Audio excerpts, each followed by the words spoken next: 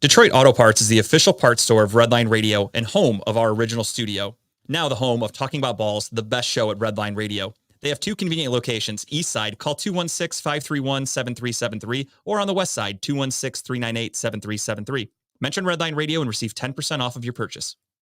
Growing Wings Adult Services is the official sponsor of the old home for Talking About Balls, state-of-the-art Studio 2.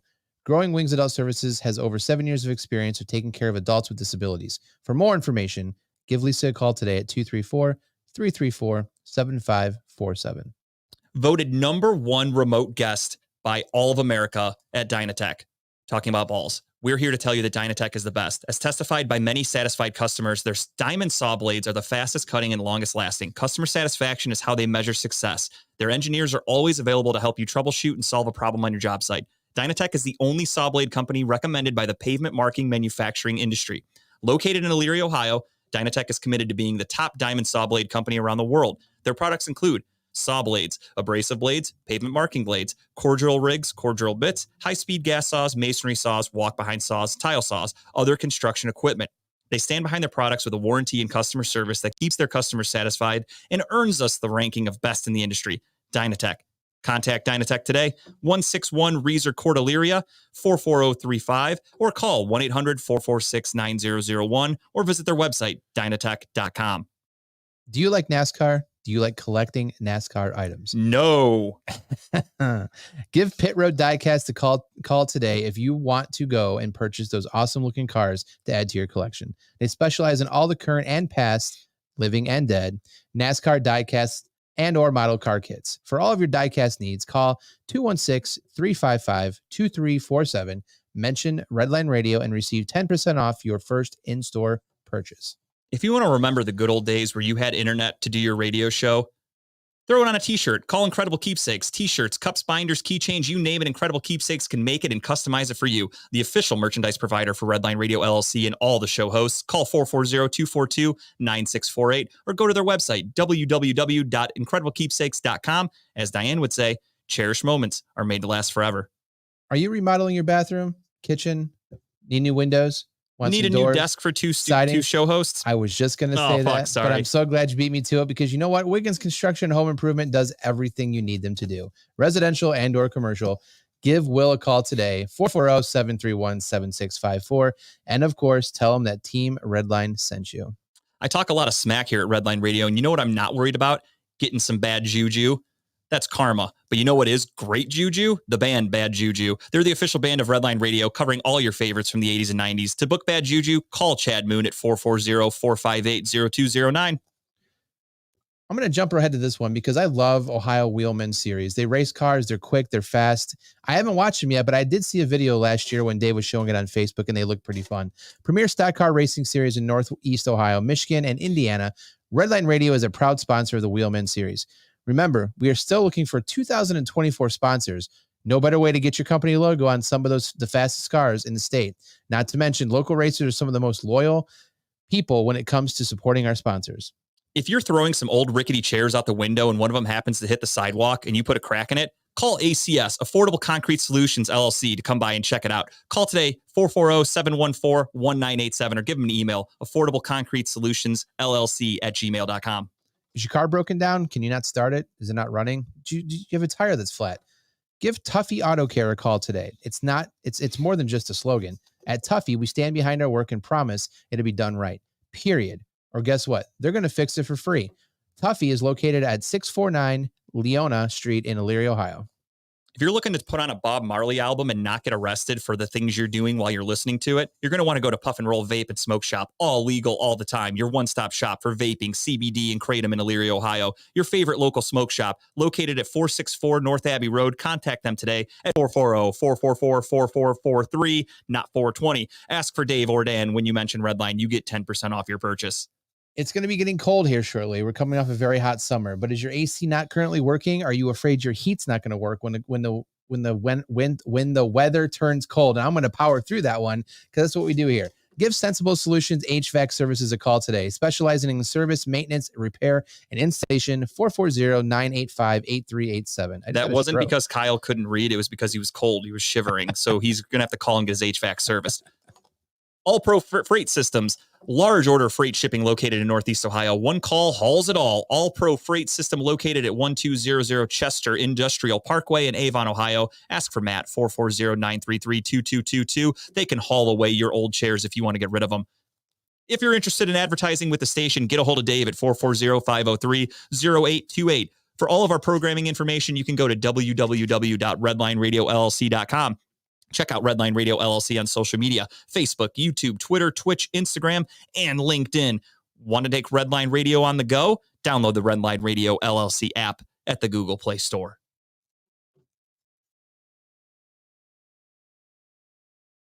Cleveland, this is for you.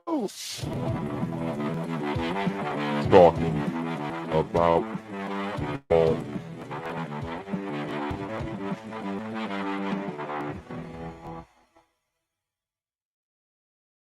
Ladies and gentlemen, welcome to Talking About Balls. I am Justin George, joined as always by Kyle Price and Timbuktu. Kyle is on remote. He's not go to a Disturbed concert, but he is down with the sickness right now. He is not feeling well. He probably got what I had the last couple of weeks, more than likely. He was at a cabin with a bunch of friends over the weekend, and they had a little COVID retreat probably, and they're all going to be sick, and they're all going to be spreading, and that's what we do. Syphilis, especially a lot of herpes going around. The gift that keeps on giving never leaves your side, the best friend till the end. But we are here. We're ready to roll. Some of us didn't know if this show was going to happen tonight, but we'll get into that another time. With that being said, what's up, gentlemen? How's everybody doing today? Great, man. Good. Like you said, I had a good weekend out in Hocking Hills. I recommend it if you've never been. 3 days down there, just went not hiking. I guess you went on through paths, went to caves, sat around, basically just drank, got drunk, listened to music, watched the Browns this weekend down there. It was a good time. It's quiet. You were there Friday to Monday? Yeah, we got there Friday night, left Monday afternoon. Had basically no cell service, so it was kind of nice to kind of unplug a little bit. We had Wi-Fi, but it was spotty, but it was a good time, great time. I recommend it if you guys ever get a chance to. I had a good joke, but I'm not going to do it. I was asked not to make any jokes about spotty internet, stuff like that. Oh, we were asked to not do that? Yeah, didn't get a chance to talk about all that before the show started. We'll talk off air. We won't pull back the curtain on all that. Pat, what's up, dude? Thanks for stopping by. Hope you're doing well. I still haven't heard from Romer. I'm trying to get us together to play some dice football and everything with Pat. So we got to schedule that. I'm busy. Played a lot of that this weekend. We had a pool table down there, so we set up on the pool table and played that nonstop all weekend. Wouldn't you play it on the hardwood table that Pat carries around with him? That changes everything. That's like all-star level. That's Hall of Fame level. Tim, how was your weekend, my man? Man, my weekend was pretty dope, man. Thursday we went to Quaker Steak and Lube in Vermilion. Mm-hmm. Whole bunch of wings. I saw I was watching Lex's show and I saw the pictures too from after, like your corner of the table just had a shitload of chicken wings. Yeah, it was great. I had pretzels. The pretzels were pretty good with beer cheese. Oh, I love beer cheese. Fluffy. I had some potato skins. Their potato skins kind of sucked. Okay, they were more we're honest here. Even if you give us free stuff, I want everyone to know this. We will gladly try anything, but if we don't like it, we're going to be honest. I'm going to be honest. That's how it should be. Because you don't want to sit here and be like, everything was so good. And then someone goes there and they're like, that fucking Tim guy doesn't know what he's talking about. These potato skins suck. Like they cut them into spears. And then like the potatoes wasn't like, I feel like they wasn't even cooked enough. Yeah, I don't like that. Yeah, it just wasn't it. But everything else was good. The wings were amazing. Oh, they're known for their wings. Yeah, the pretzels were amazing. The staff was amazing. So shout out to them. Then we went to the one in what was that one? That was I forgot what it was. Streetsboro? Not Streetsboro. Okay. Was it Sheffield?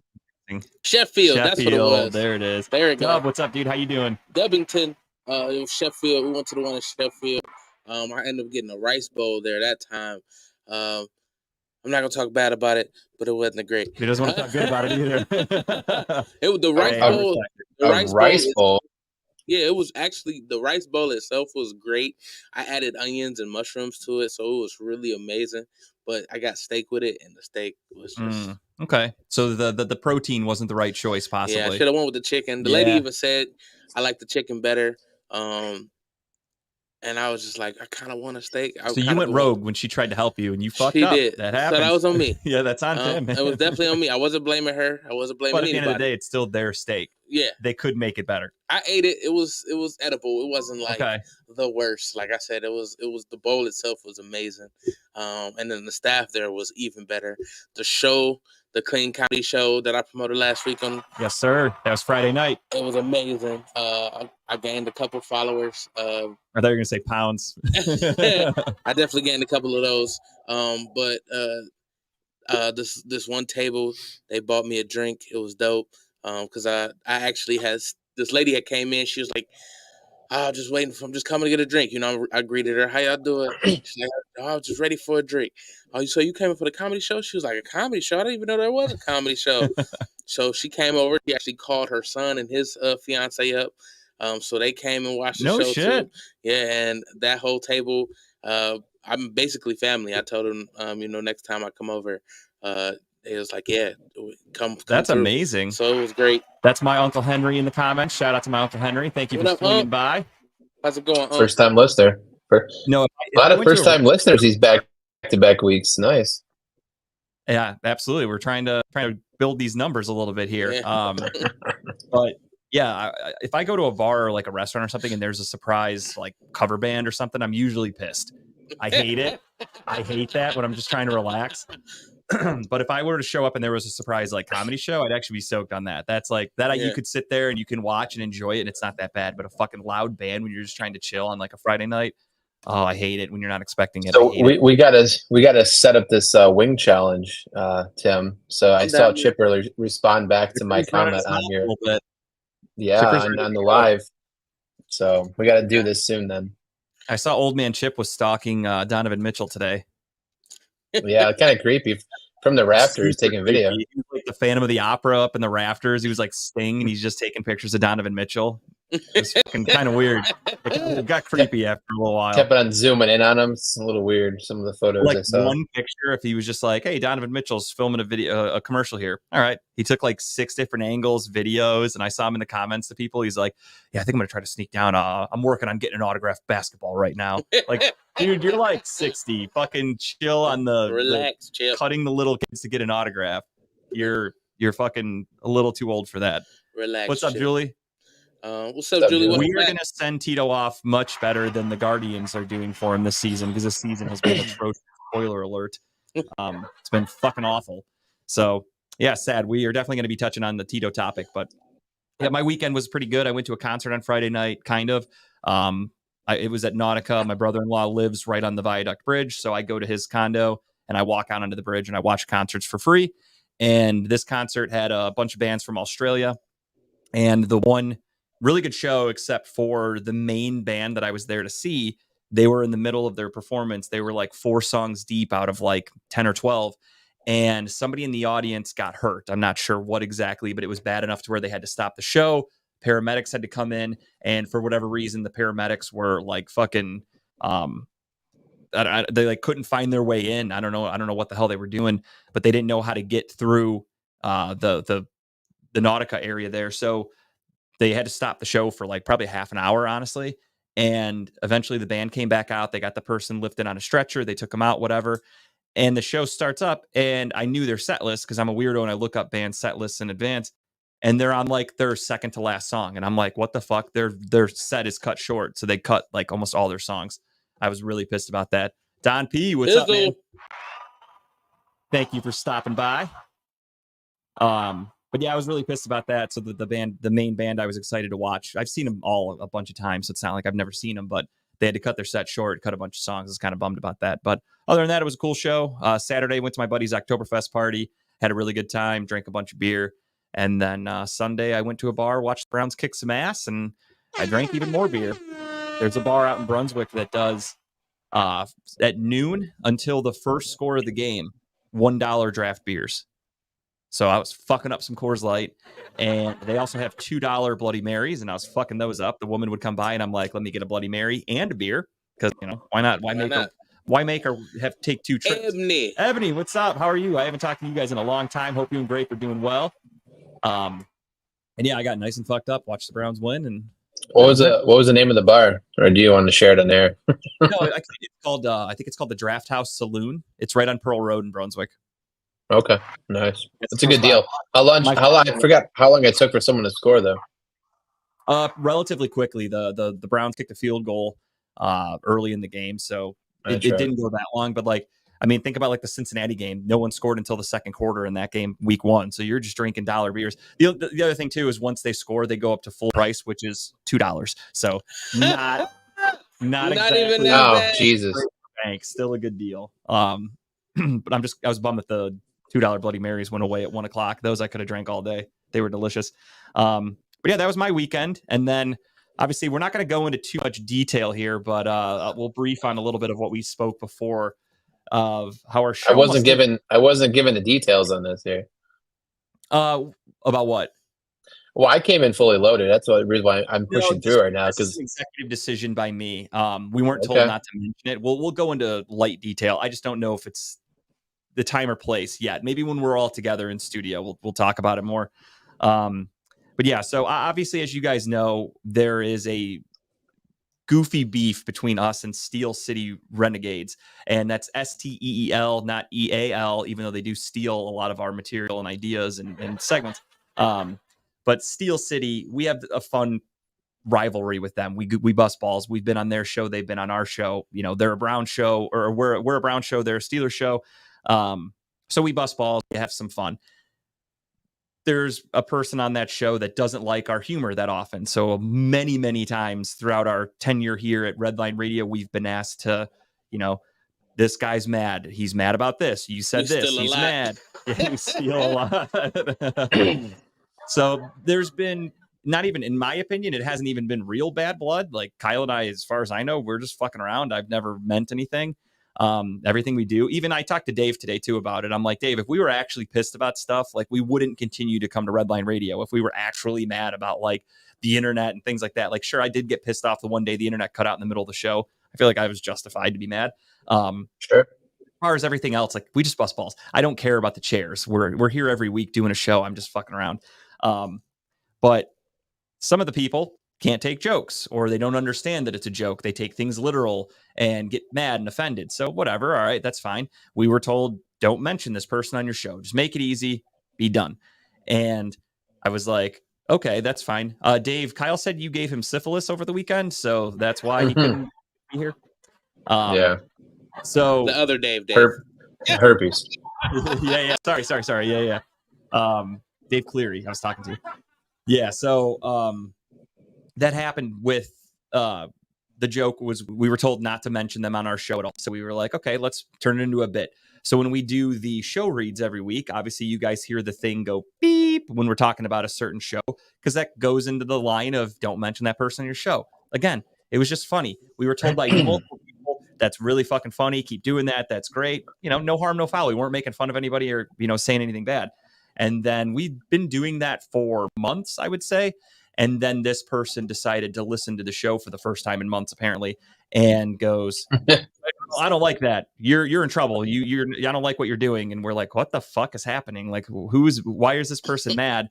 And then it turned into a much bigger snowball of, okay, let's all sit down and talk. Okay, that's fine. We're adults. But until we can sit down and talk, because I'm busy, your show is suspended. And I'm not going to lie. I saw red. I was at a bar with my wife and my cousin and her boyfriend. We were getting ready to go to that concert. And that's when I responded with the fuck that. I refuse to accept this suspension. There's no fucking way I'm getting suspended over doing nothing. If you can show me what I did wrong, turn into a big thing. And lo and behold, we are here. I wrote and deleted at least 5 paragraphs multiple times. And then I called you before I did that. Kyle smoked a victory something, and I think that's what gave him syphilis. That's why he couldn't be here. Yes. Similar to a cigar. Gonorrhea, not syphilis. Sorry. I don't know what you guys are giving each other. But yeah, so No, and does not rhyme with Gipper, Dave. I'll tell you that much.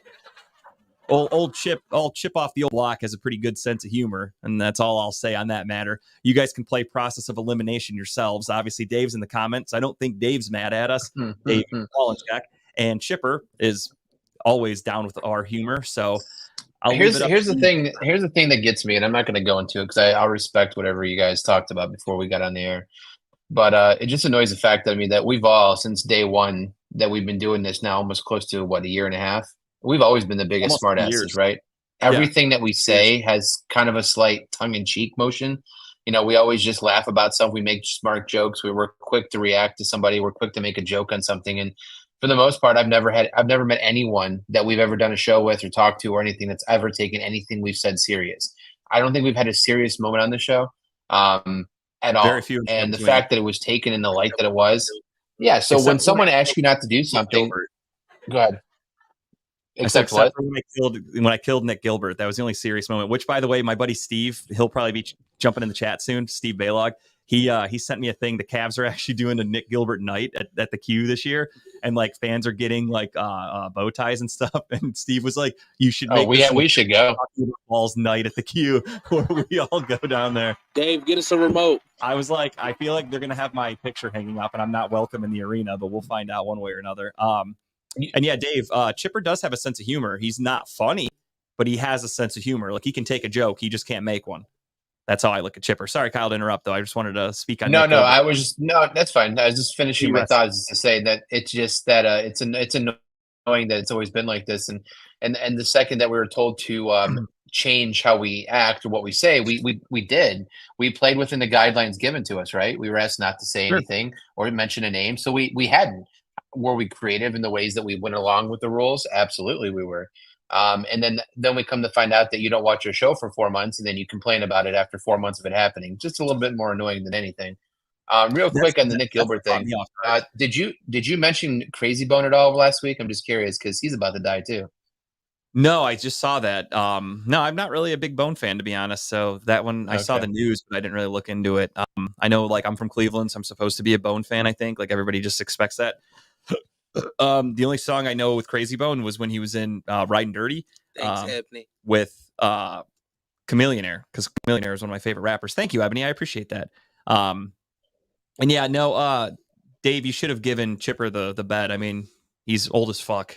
We were putting a grandpa on a fucking cot. That's kind of mean. But yeah, again, I feel bad. We listen to everything we've been asked for the most part. Everything we do is a joke. It's not a big deal. And then if someone is offended, it is what it is. Like, we're like, all right, whatever. Again, Dave specifically said, just don't mention this guy on your show. He takes everything personal, whatever. So I'm like, all right, fuck it. We stopped. And go figure, as Kyle said, he hasn't listened to our show in months, apparently, because we've been doing it for a long time. And the one time he heard it, he got offended. And we had been doing it for ages. The other funny thing, too, in my opinion, is I lost my train of thought. That's annoying as fuck. I was reading comments and it slipped my mind entirely. Squirrel for sure. Squirrel. Don't even know what I was gonna say, but we'll trace back to that if it comes. You were saying something more annoying than him not listening to a show for 4 months. That's where you were on, at least. Yeah, no, I don't remember where I was going with it. Okay. I started going, and it was like the Michael Scott thing where he's like, I don't know how the sentence is going to end, and then I completely never found anything. But just did that too. There was an actual thought. I swear to God, I had something in my mind that I was going to say and like complain about, but it is what. No, I know what it is. Last week when we were talking about them and the Steel City show, it was only Chipper and this person that were hosting the show, and I actually complimented and I said they actually did a really good job together, those two. Yeah. And next thing you know, I get suspended for it. So I'm blaming that. It's because I turned the tables and I was nice. That's what he was like. Who is this guy being nice to me? Something's up. So that's why, Justin, it has to be full villain all the time. That's it. Just buy into it and be the full villain. I'm like, yeah, listen, they actually did a really good job together. And then I'm fucking suspended because I was nice. I ain't letting that happen again. I'm right back to villain mode. Fuck you and everybody listening right now. You know where it is. I'm coming with the heat, the fire, the anger. That's just what I do. So yeah, that was my weekend. Yeah. I had a couple beverages in me when I read that statement too before I started to call you. I was like, I was literally leaving my house to drive downtown when that message came through, and I was pissed the whole drive. I was literally looking at Tara and I'm just like venting to her. But it's okay. We prevail. Onward and upward. That's what talking about balls does. I did eat the whole left side at the first. And rightfully so. I hit the whole left. I had the whole left side at the first Quaker steak, and I hit the whole right side at the second one. Dave, you just haven't been there in a while, so Chipper forgot how to work with you. That's what it is. You've been inconsistent on that show. That's what Chipper told me, at least. Chipper said it's his show now. What are you talking about? Yeah. My show, bitch. But yeah, that was it for my weekend. You guys got anything else, or we can go right into the show? That's kind of early for BSing. My Saturday was my niece's birthday party. Happy birthday! Hit the Halloween. I can't even talk tonight. Tim is struggling over there. It's like I'm something about HVACs and shit. Kyle Stroke segment. What the fuck, dude? I don't even care anymore. No, Saturday was my niece's birthday party. Shout out to her. So she's 2 now. 2, the big deuce. Terrible 2s. And she definitely was crying because she didn't have her way at certain things. She Little princess, dude. That's how it goes. Going off. And then Sunday, I just did Jeff's show. Okay. Oh, speaking of Jeff's show, I'll plug that really quick. So Jeff hosts Loud and Local on Sunday nights from 7:30 to 9:30. He does a show where he tries to promote up and coming bands, local music. He sets up concerts and shows and festivals and stuff like that. So he's always trying to promote local music, and he asked me to be a guest. So this Sunday night, 7:30 to 9:30, here at Studio One. Is that pre-recorded or is it live? This one's live. He sometimes pre-records, but this one's going to be live. Okay. And lovely Lisa will be there, so I look forward to doing that show. I haven't seen those guys. I haven't seen Lisa in a while. I've actually never met Jeff in person, and I'll be on the show on Sunday night. So check it out, 7 to 9, or 7:30 to 9:30. Well, that makes sense of why that question was prompt. Yeah. Yes, very much so.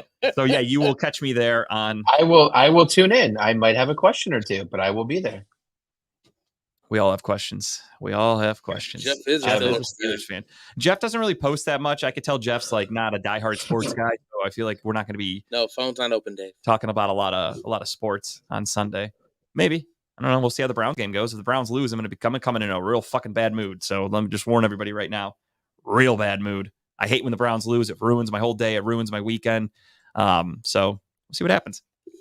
But let's get right into it. The one Sunday where I was not in a bad mood was this previous Sunday because the Browns whipped some ass. They beat the hell out of the Titans. I believe it was 23-3 was the final. We won by 20. 28. 26-3. I thought. I don't fucking know. They beat the shit out of them. I told you I was doing a lot of $2 drinking. All right, so take it or leave it. 27-3. There it is. Okay. Boom. We were all very close, just not on. That's right, because everybody's doing like the Jumanji math that Grape talks about a lot, and everyone was like, Nick Chubb gets hurt, Browns win by 24 on the 24th of September or something like that, and everyone's like, oh my god, like it's crazy. Oh, numbers shit. Grape must have blew his load that day then to have all those numbers line up correctly. Knows it happened yet. I got to talk to him about it still. That's nuts. See you, Dave. Thanks for checking in, man. Later, Dave. Yeah, so the Browns win 27-3. They honestly beat their ass. They didn't even give up 100 yards total. Derrick Henry, arguably one of the best backs in football, at least years prior, couldn't get going. He had like 20 yards all day. They shut everything the fuck down, and the offense looked great. Deshaun Watson, clearly, no doubt about it, his best game as a Cleveland Brown so far. I think he had 6 incompletions the whole game. He threw for 2 touchdowns, should have been more. Jerome Ford had a rushing touchdown. The one play, complete goddamn horseshit by the refs. That is now twice this year the refs have completely fucked us in a game. Week 1, Cooper play? Yeah, the Cooper touchdown. Yeah. Week 1, I can't think of anything off the top of my head against the Bengals. I don't think we got screwed on anything on that game. Week 2 against the Steelers, obviously we got screwed in a couple because they didn't call the pass interference at the end of the game. They didn't call the face mask that happened to Deshaun Watson where he got his fucking head twisted around. So the refs are really fucking up. And then a clear inbounds touchdown to Amari Cooper. The refs are like, no, he's out of bounds. And the replay show. You couldn't have put the ref any closer, like right there. That's crazy. Literally closer than I am to Tim. Those of you you don't have a camera that's set up, but Tim's right fucking there. If he puts his arm out, we could damn near touch fingertips. That's how close we are. And the ref was staring right at everything and ruled Amari Cooper out of bounds. And he was open. His defender fell down. It was a walk-in touchdown. But because the ref ruled him out of bounds, you can't challenge that. There's nothing you can do about it. I did see that. We got fucked. However, I think we ended up with a field goal on that drive. So they cost us 4 points, but then later in the evening or in the day, Amari Cooper did catch a touchdown. So he made up for it, did get himself a touchdown. However, he could have had that longer one that would have been a better play, but it is what it is. Luckily, it wasn't a close game at all. Had it been down to the last possession and the refs fucked us right there, I'd be furious. But maybe they didn't call that out of bounds. I mean, maybe they called that out of bounds because they didn't call like Kevin Durant's out of bounds when he was like 5 steps out of bounds and he they let that go. There's no rules in the NBA, dude. You let all that shit go. You know that Ray Allen 3 in the corner, he was out of bounds. Let's be honest. What gets me about this game is that it was just almost comical, just watching our defense just be in the backfield before they even had a chance to hand the ball off to the running back. We're back there every single time. Because the Browns defense is dominated now for 3 consecutive weeks. I mean, they have looked lights out. Where I go in and I'm not going to say like Tennessee stinks. Don't get me wrong. I'm not an idiot. However, I went into this week and I kind of thought like, all right, does maybe the defense kind of snap back to reality? Do they maybe not have a great game? Do they give up some yards to Derrick Henry? Is this a close game where we have to win it, 21-20 or something like that? And it was never close. I mean, we dominated. It was just an ass whooping. The defense did not let up from start to finish. And the other beautiful thing, knock on wood here, there were like no injuries for the Browns either. No. Like that's the worst part about football is you're almost guaranteed every week you're going to lose a player. If you look at week 1, we lost Jack Conklin for the year. Week 2, obviously we lost Nick Chubb. Even Greg Newsome got hurt last week. He missed the game on Sunday against the Titans. Didn't even need him. Dominated. Beautiful game all around. It honestly kind of Myles Garrett finally got a holding call against for him. He got held right in front of the ref, and they called it finally. They finally blew the whistle for him. He had 3.5 sacks, a forced fumble. He fucking dominated. He had that cool play that's going viral where they had 2 tight ends trying to shadow him, and he just kept going back and forth. And then they ended up having to call a timeout because the play clock ran out. Just to show you the dominance of Myles Garrett that they had. Because the other thing, too, is he had 2 guys following him, but that doesn't include the offensive lineman that's also going to be tasked with blocking. Those are just tight ends moving with him. He was about to be triple teamed had they snapped that ball. So he was throwing that left tackle into Tannehill all game. Like he'd get underneath them and just throw him right back into Tannehill. And what's really bullshit for me is he did not win AFC Defensive Player of the Week. That irritates. Who they give it to? I forgot his name. It's a dude for Buffalo. He had a really good game. I think he had like an interception, pass breakup. I forgot his name. You'd have to look it up. But he had a decent game. Don't get me wrong. But Myles Garrett was a game wrecker and should have won Defensive Player of the Week, in my opinion. Yeah, really not a whole lot to recap for this one. Honestly, everything went great. Everybody looked good. Watson was fucking locked in. The receivers looked good. I do want to add though, just not to cut you. I'm sorry to cut you off. It's going to act like that because we're distance here. But Jerome Ford, I was pleasantly surprised they gave him the chance to kind of get going a little bit. He had 2 touchdowns, right? I believe one was rushing and one was catching, correct? But he looked like he got more comfortable as it went on. So that's what I want to see. I want to see him get more into the groove. And once he did, he was breaking some tackles. He got up the field a little bit. Kareem Hunt, I think Kareem Hunt's going to take a game or 2 to get warmed up. I think he showed spurts. He looked thin. He looked fast. So I have hope. But I mean, they said he came in like 10 pounds under his weight last year. Yeah, I'm excited. I'm excited to see Ford get a chance to kind of showcase a little bit here. It sucks. He's no Chubb. He's not going to be a Chubb. But I'm glad to see him kind of get going a little bit. So I hope they don't give up completely on the run game. I know we need that run game to kind of do what we do with getting receivers up and down the field for the play action. But I'm excited to see it. Terrell Bernard, that's it, from the Buffalo Bills. Okay. Yeah, he had a good game. Don't get me wrong, he had a good game. But for him to be considered the Defensive Player of the Week over Myles Garrett, yeah, he had 7 tackles, 2 sacks, 1 fumble recovery, and an interception. Which is pretty nuts. Again, really good, but 1 forced It's fumble. the interception that gave it to him. That's why. Yeah, 100%. Either way, I don't care. If anything, I don't give a shit about individual accolades. It would have been cool if he got it, but I just want to win. That's all I give a shit about. So kudos to the Browns for a great win. And yeah, as Kyle said, last week we talked a little bit as we did our preview for the game, and I had mentioned that this is going to be Deshaun Watson's chance to throw the ball because A, we don't have Nick Chubb, and B, Tennessee has. Were you saying something? Yeah, I wanted the reason why he got it is because he became the first player with 2 sacks, an interception, and a fumble recovery since in a single game since Brian Urlacher. Okay, so when you're doing something historic like that, they're going to give it to you. I mean, 3.5 sacks is awesome for Myles Garrett, but it's not like unheard of. Yeah, like he had that, and I guarantee if you ask people around the league, like, "Hey, Myles Garrett had 3.5 sacks last week," most people would be like, "No, I didn't even know." It just went under the rug. This dude, though, did something kind of historic. So again, it is what it is. That if anything, that just puts a bigger chip on Myles' shoulder. To maybe this week, he's like, "Fuck it, what do I got to do? Get 4 sacks against Lamar Jackson? Go for it." I hope so. I hope so. We'll talk more about that later. But yeah, as I said last week, though, for my preview of the Browns versus Titans, the Titans' run defense is very good. So I knew it was going to be a challenge to get the run game working, especially without Chubb. And the game was going to be relying on Deshaun Watson, and Deshaun Watson delivered. He was lights out. So unfortunately, except that backwards pass he had, which I don't know what the fuck that was. You know what? That's just that's backyard college football a little bit. That's just having some fun with your buddies. Yeah, okay. I don't think he knew which direction he was facing. He didn't know it was a back pass. That's my guess. Okay. You know what?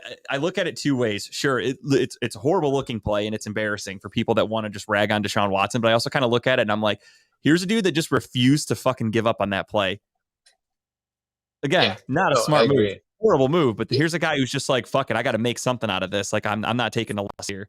And then let's be honest. He extended a couple plays. I mean, more than a couple plays on Sunday where it got the ball down the field. So by his ability to extend plays and get out of the pocket and move, and throw. I mean, he put us in position to score. I mean, kudos to Watson. He looked like the Deshaun Watson that we wanted to trade for, right? So I'm hoping this is just the start of what the rest of the season is going to be.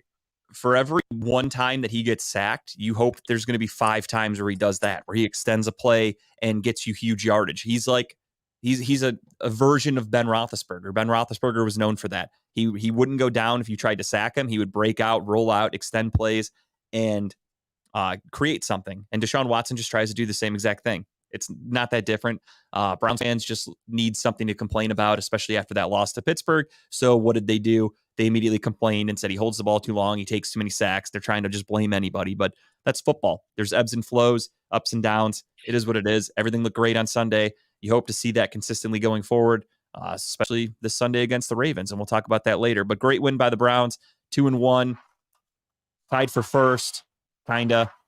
Obviously it's super early in the season, so there's tiebreakers and shit like that, but we're not looking at the standings just yet. A little early. Should be 3-0, but we won't talk about last week. Okay. Yes, 100% should be. Agreed.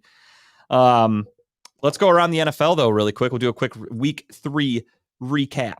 And with that being said, last Thursday night was a fucking snooze fest of a game between the Niners and the Giants. What a boring fucking that was.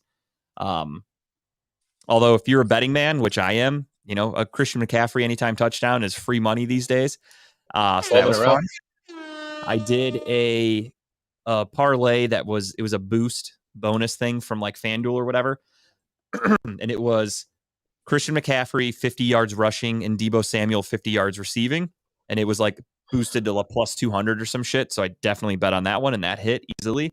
So it was a good game to gamble on because the Giants are terrible, but it was a horrible game to watch. I was bored. I turned it off halfway through. To be honest, once my bet hit, the game was out of reach. I changed it. So I was 5 yards away for Sterling Shepard in 2 parlays that I had to hit for like a couple $100. That's one thing I forgot to mention this weekend is I hit that 16-leg parlay for college football. Yeah. $1,300. Yeah, he had a big one over the weekend. This weekend. That made my weekend right there. My complaint for football and the primetime games coming up, they were talking about on the radio today. That's the only reason I know this because I don't look that far ahead on the schedule. They were going through the next like 3-4 weeks or whatever, and every Sunday or Monday night football game is a mixture of the Cowboys or Giants. How fucking often do we need to watch these teams play? Like that's ridiculous. Are you serious? Yeah. So I think this Sunday, the Giants. Exactly. The Giants are ass. They are pure trash water. And I believe they're the Sunday night football game this week. Or no, I'm sorry. They're Monday night. So Giants and Seahawks on Monday night, for week 4. I'll just look at the schedule now so I can actually know what I'm talking about. And then Sunday Night Football the week after, Cowboys and Niners. That's a good game, though. That's actually a good one. I'll give them that. Then you fast forward to week 6. Here we are in week 6, Sunday Night Football, Giants against the Bills. Monday Night Football that same week, Cowboys against the Chargers. So you just can't get away from the fucking Cowboys on primetime football. And then we'll go to week 7. Let's see if there's a change. They kind of. Yeah, week 7, we finally lose it. But for the next 4 fucking weeks, basically, we've got to go through the Giants or the Cowboys in primetime. I feel like the Cowboys always get primetime now. They do, and I'm over it. I don't understand why. Because Jerry Jones has some under the table deal with That's Rodgers. got to be it, because they are not America's team. The Browns are America's team. Let's be honest about that. This is what I hate about primetime. Like they don't make these games flexible. Like they go into the season assuming these teams are going to be good the entire season and make these schedules, but they don't understand that halfway through the season they can't flex a Monday because of how fucking shitty a team is. Yeah, Monday night games don't get flexed. It's Sunday night games that do. But the thing with the guys on the radio even said this. They're like, the NFL is like infatuated, thinking it's still the 1980s, where because the Giants and Cowboys have followings, they need to get ratings. But if you have a good game on, it's going to get ratings no matter what. I watch every football game. There are diehard football fans that will watch every game. I don't give a fuck who the teams are. If it's a good game, I'll watch it. But I'm so sick of watching the Cowboys and Giants because the Giants are not a good football team. That's a bad team to continuously put on. But they look at it and go, oh, well, New York has a huge population, so we want those people watching Monday Night Football or Sunday Night Football. But if you put a better game on, you're going to get more ratings because then more people are going to be interested around the world, not just in those one specific cities. And that's where I think the NFL's fucking up. And it's so annoying that, again, 4 weeks in a row or 4 primetime games in a row, in any way you want to break them up, Sunday or Monday, are the Giants or Cowboys. That's fucking crazy. Give me Jacksonville in a Monday night game. They're fun to watch. I'd watch that all the time.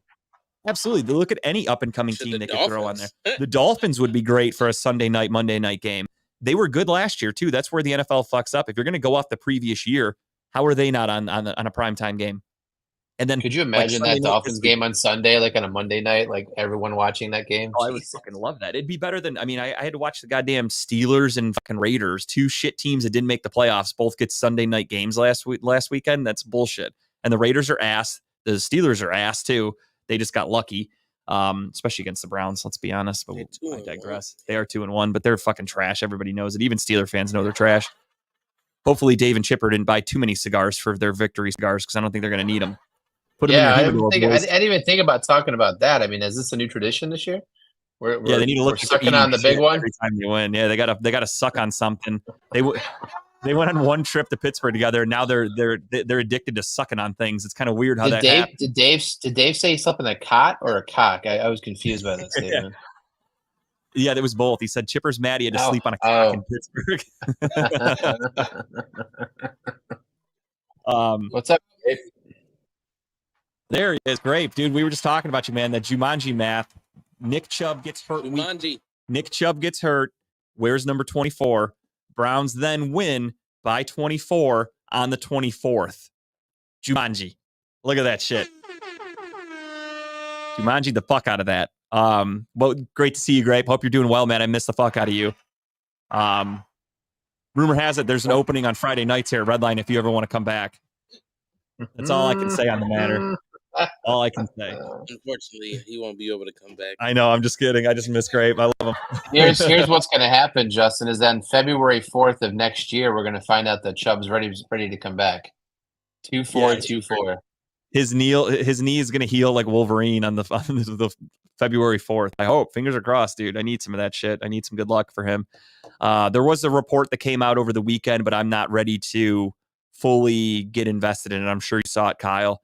About Nick Chubb's knee. They're thinking it was. Did we talk about this last week? I don't think so. It wasn't out yet. It wasn't out yet. No, but it's hopeful news. But they won't know until they get into the knee. The rumor from Adam Schefter is that it was Nick Chubb's PCL, and that's it. There's no other damage. I thought it was MCL. Or maybe it was MCL. Yeah, everything else was okay. The ACL they think just got stretched, but it's not going to need reconstructive surgery. Is the report. So we'll see what happens. Oh, what did Grape say? Oh, no. What does it say? There it is. You don't even want you acknowledging me. Yeah, ain't that the truth? I'm sure I'm gonna get a message about that. Oh, it's like the Demolition Man. When you make a violation, you hear the paper pops out. Bling. All right, Grape, you gotta chill, bro. You gotta chill, Grape. And It's a free country. It's a free country. It's a free country. That is definitely gonna get me an angry. That's gonna get me an angry message tomorrow morning. You have one violation of the FDIC violation. I'm ready awards, for it though. whatever. At least we earned this one. Getting back to the week 3 recap, lot of upsets, lots of upsets, starting with the Gardner Minshew led Colts over the Baltimore Ravens in overtime. Yeah, that was Some of these games. It was funny because we were all cocky last week, and I'm like, who wants the fucking Colts? We're like, nobody. And I'm like, all right, let's write that down. And then they win. But I mean, that's the way the NFL goes. I love it as a Browns fan. If any team is going to choke and lose a game they should win, I'm happy it's the Ravens. So 22-19 win in overtime for the Colts. That's great for the Browns. Broncos tried their hardest. They lose 70-20 by the Miami Dolphins. Yes, that is not a Madden score that is accurate. That is a 70-point game for the Miami Dolphins, and they could have probably scored 100 if they wouldn't have taken their foot off the gas, if I'm being honest. Oprah Winfrey was down there passing out touchdowns. You get a touchdown. You get a touchdown. You get a touchdown. It was fucking wild. Like, I couldn't believe the score. Like, there was a couple times where I've seen some errors when like CBS or whatever will put up the score ticker, and I'm like, okay, whatever. Like, they obviously fucked up. There's something wrong there. Obviously, this team didn't score 83 points. Somebody had a fuck up. This was real. They actually scored 70 points. It was insane. We might never see an offensive explosion like that again. I seen a meme on Instagram. They had the score up, and I was like, no. Yeah, like it seemed fake. Like, I was like, wait, there's no way. Like, I think it was almost halftime, and they had like 50 points. And I'm like, there's no way. What the fuck? R.I.P. anybody who played anyone who had fucking Dolphins people on their fantasy team. I mean, there was people putting up points. Like, I had 2 people on my bench that I would never have really started fucking put up 45 points. Like the backup running back, he had 50-some points on my bench. Imagine if you're a degenerate gambler and you like bet your fucking house on the under for that game, and that's what happened. Like, imagine how fucking depressing that would be. Oh, somebody's broke right now. I'm sure. The under didn't only not hit; it missed by 1 million. That's how fucking crazy. Well, you kind of saw the writing on the wall. Like, before the game even started, like, we were only like kickoff for the Browns. You look down to ticker, and it's Tyreek Hill touchdown. It's like they just fucking started. Like, how did that even happen? Yeah, I did a four-person touchdown parlay last week, and I did Tyreek Hill was one. I did Justin Jefferson. I did Travis Kelce, and all 3 of those hit. And then the 4th one that didn't hit was Tony Pollard. But before that happened, I was able to cash out, so I still came out positive. So I won money. It wasn't as much as I could have won if he hit the touchdown, but I'll take it. I think I won like $60, and it could have been 90. That's a solid little cash out there. Oh, it's always nice to win money, not lose money. 1,000%. So that was a cool little Sunday for me. Patriots beat the Jets 15-10 in a pretty boring game that we all expected. Bills beat the shit out of the Commanders 37-3.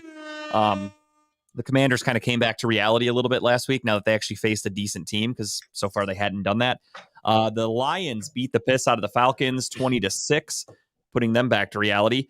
Derek Carr gets hurt, and as soon as Derek Carr gets hurt, the New Orleans Saints can't do shit, and they end up blowing a lead against the Packers. The Packers come back and win 18-17. And I was sad because I was watching. I was like, oh, they're gonna pull us out. All right, cool. Tim was the only one who took New Orleans out of the 3 of us. So yeah, unfortunately, buddy, you did not have a great week. Yeah, Tim's score tells me he had some bad picks last week. Yeah, Tim had a rough one. They wasn't bad picks. They was close games that turned around. They didn't pan out. Yeah, we're not Robert, go fuck yourself.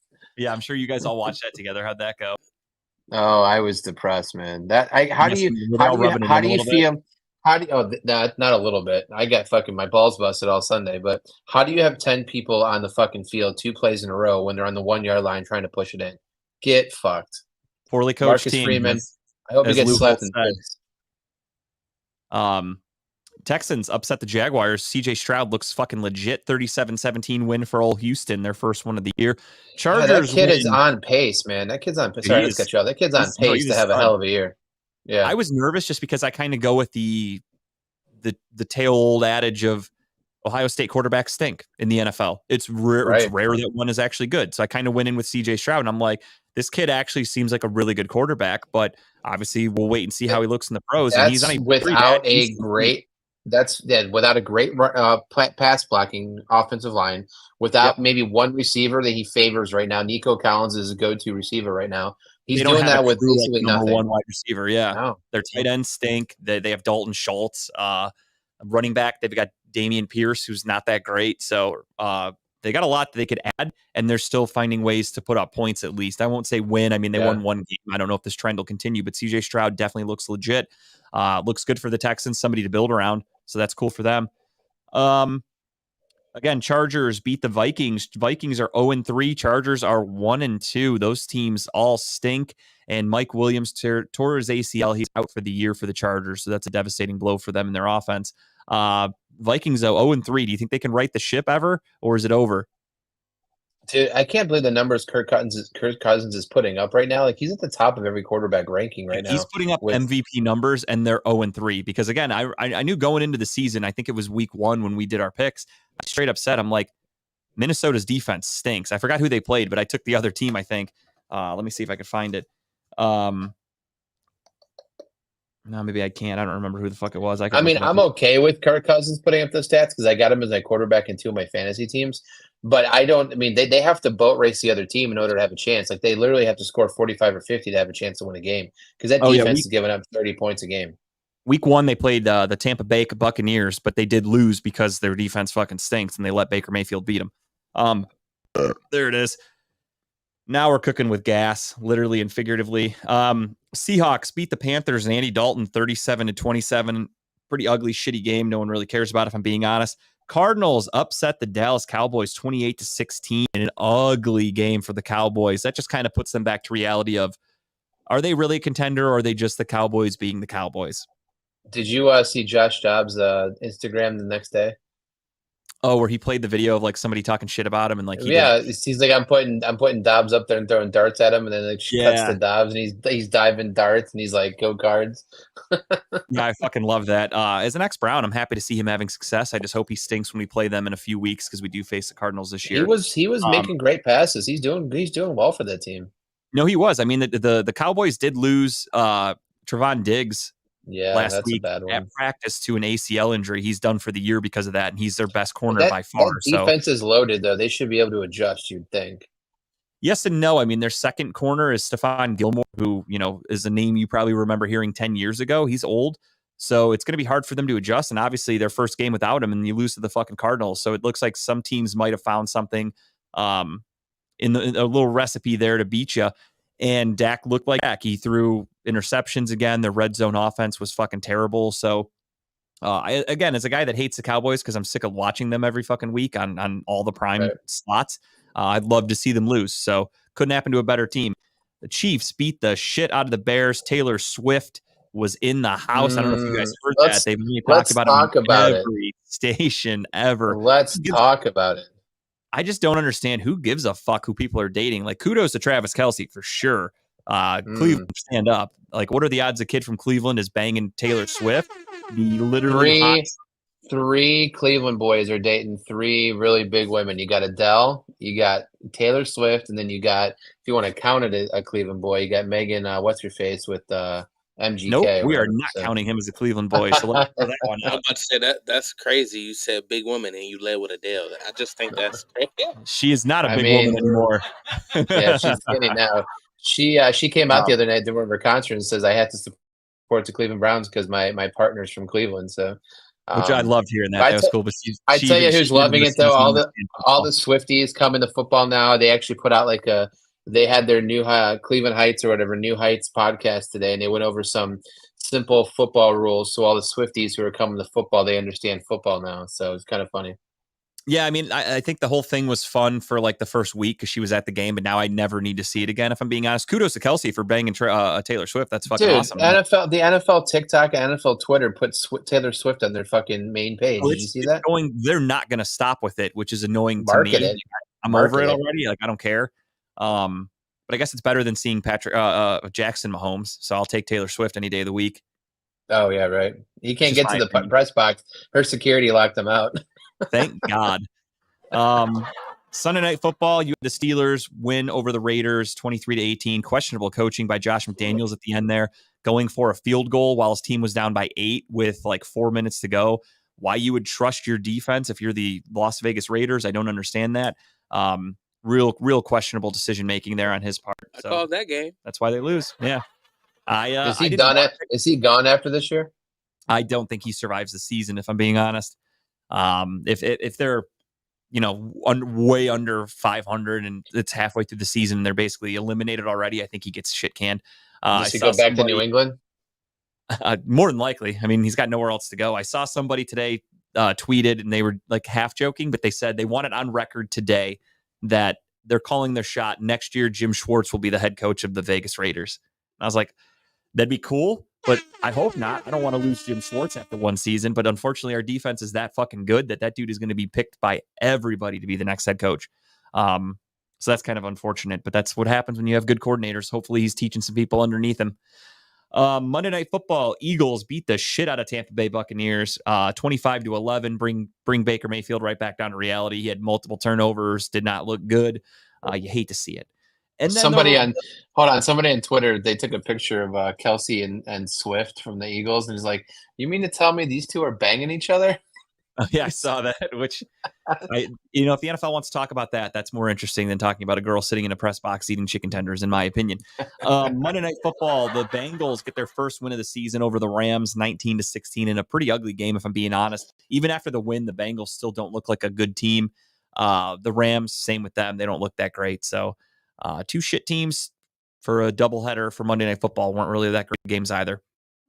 And that was week 3. Quick little recap.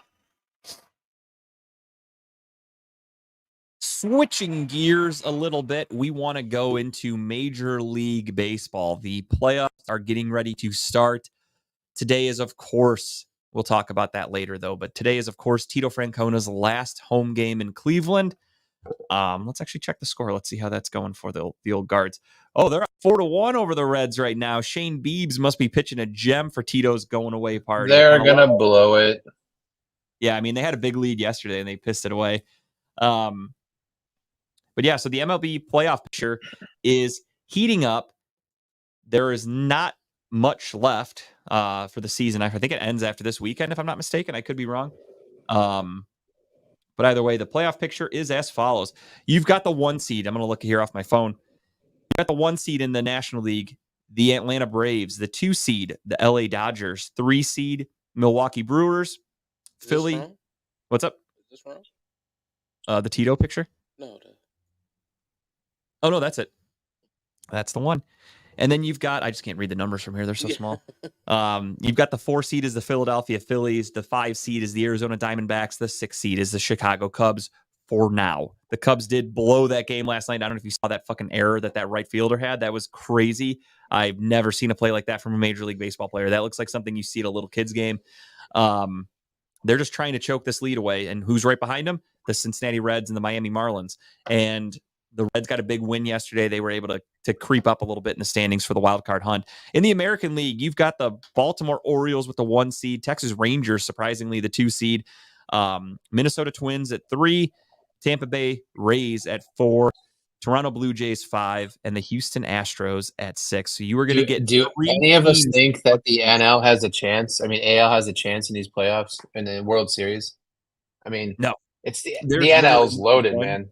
There's not one really good team in the AL that's coming out. There's not one team that scares me. Even if, this is what really fucking irritates me for the Guardians this year, is the year that the Dolans decide to sell when we had first place in our grasps.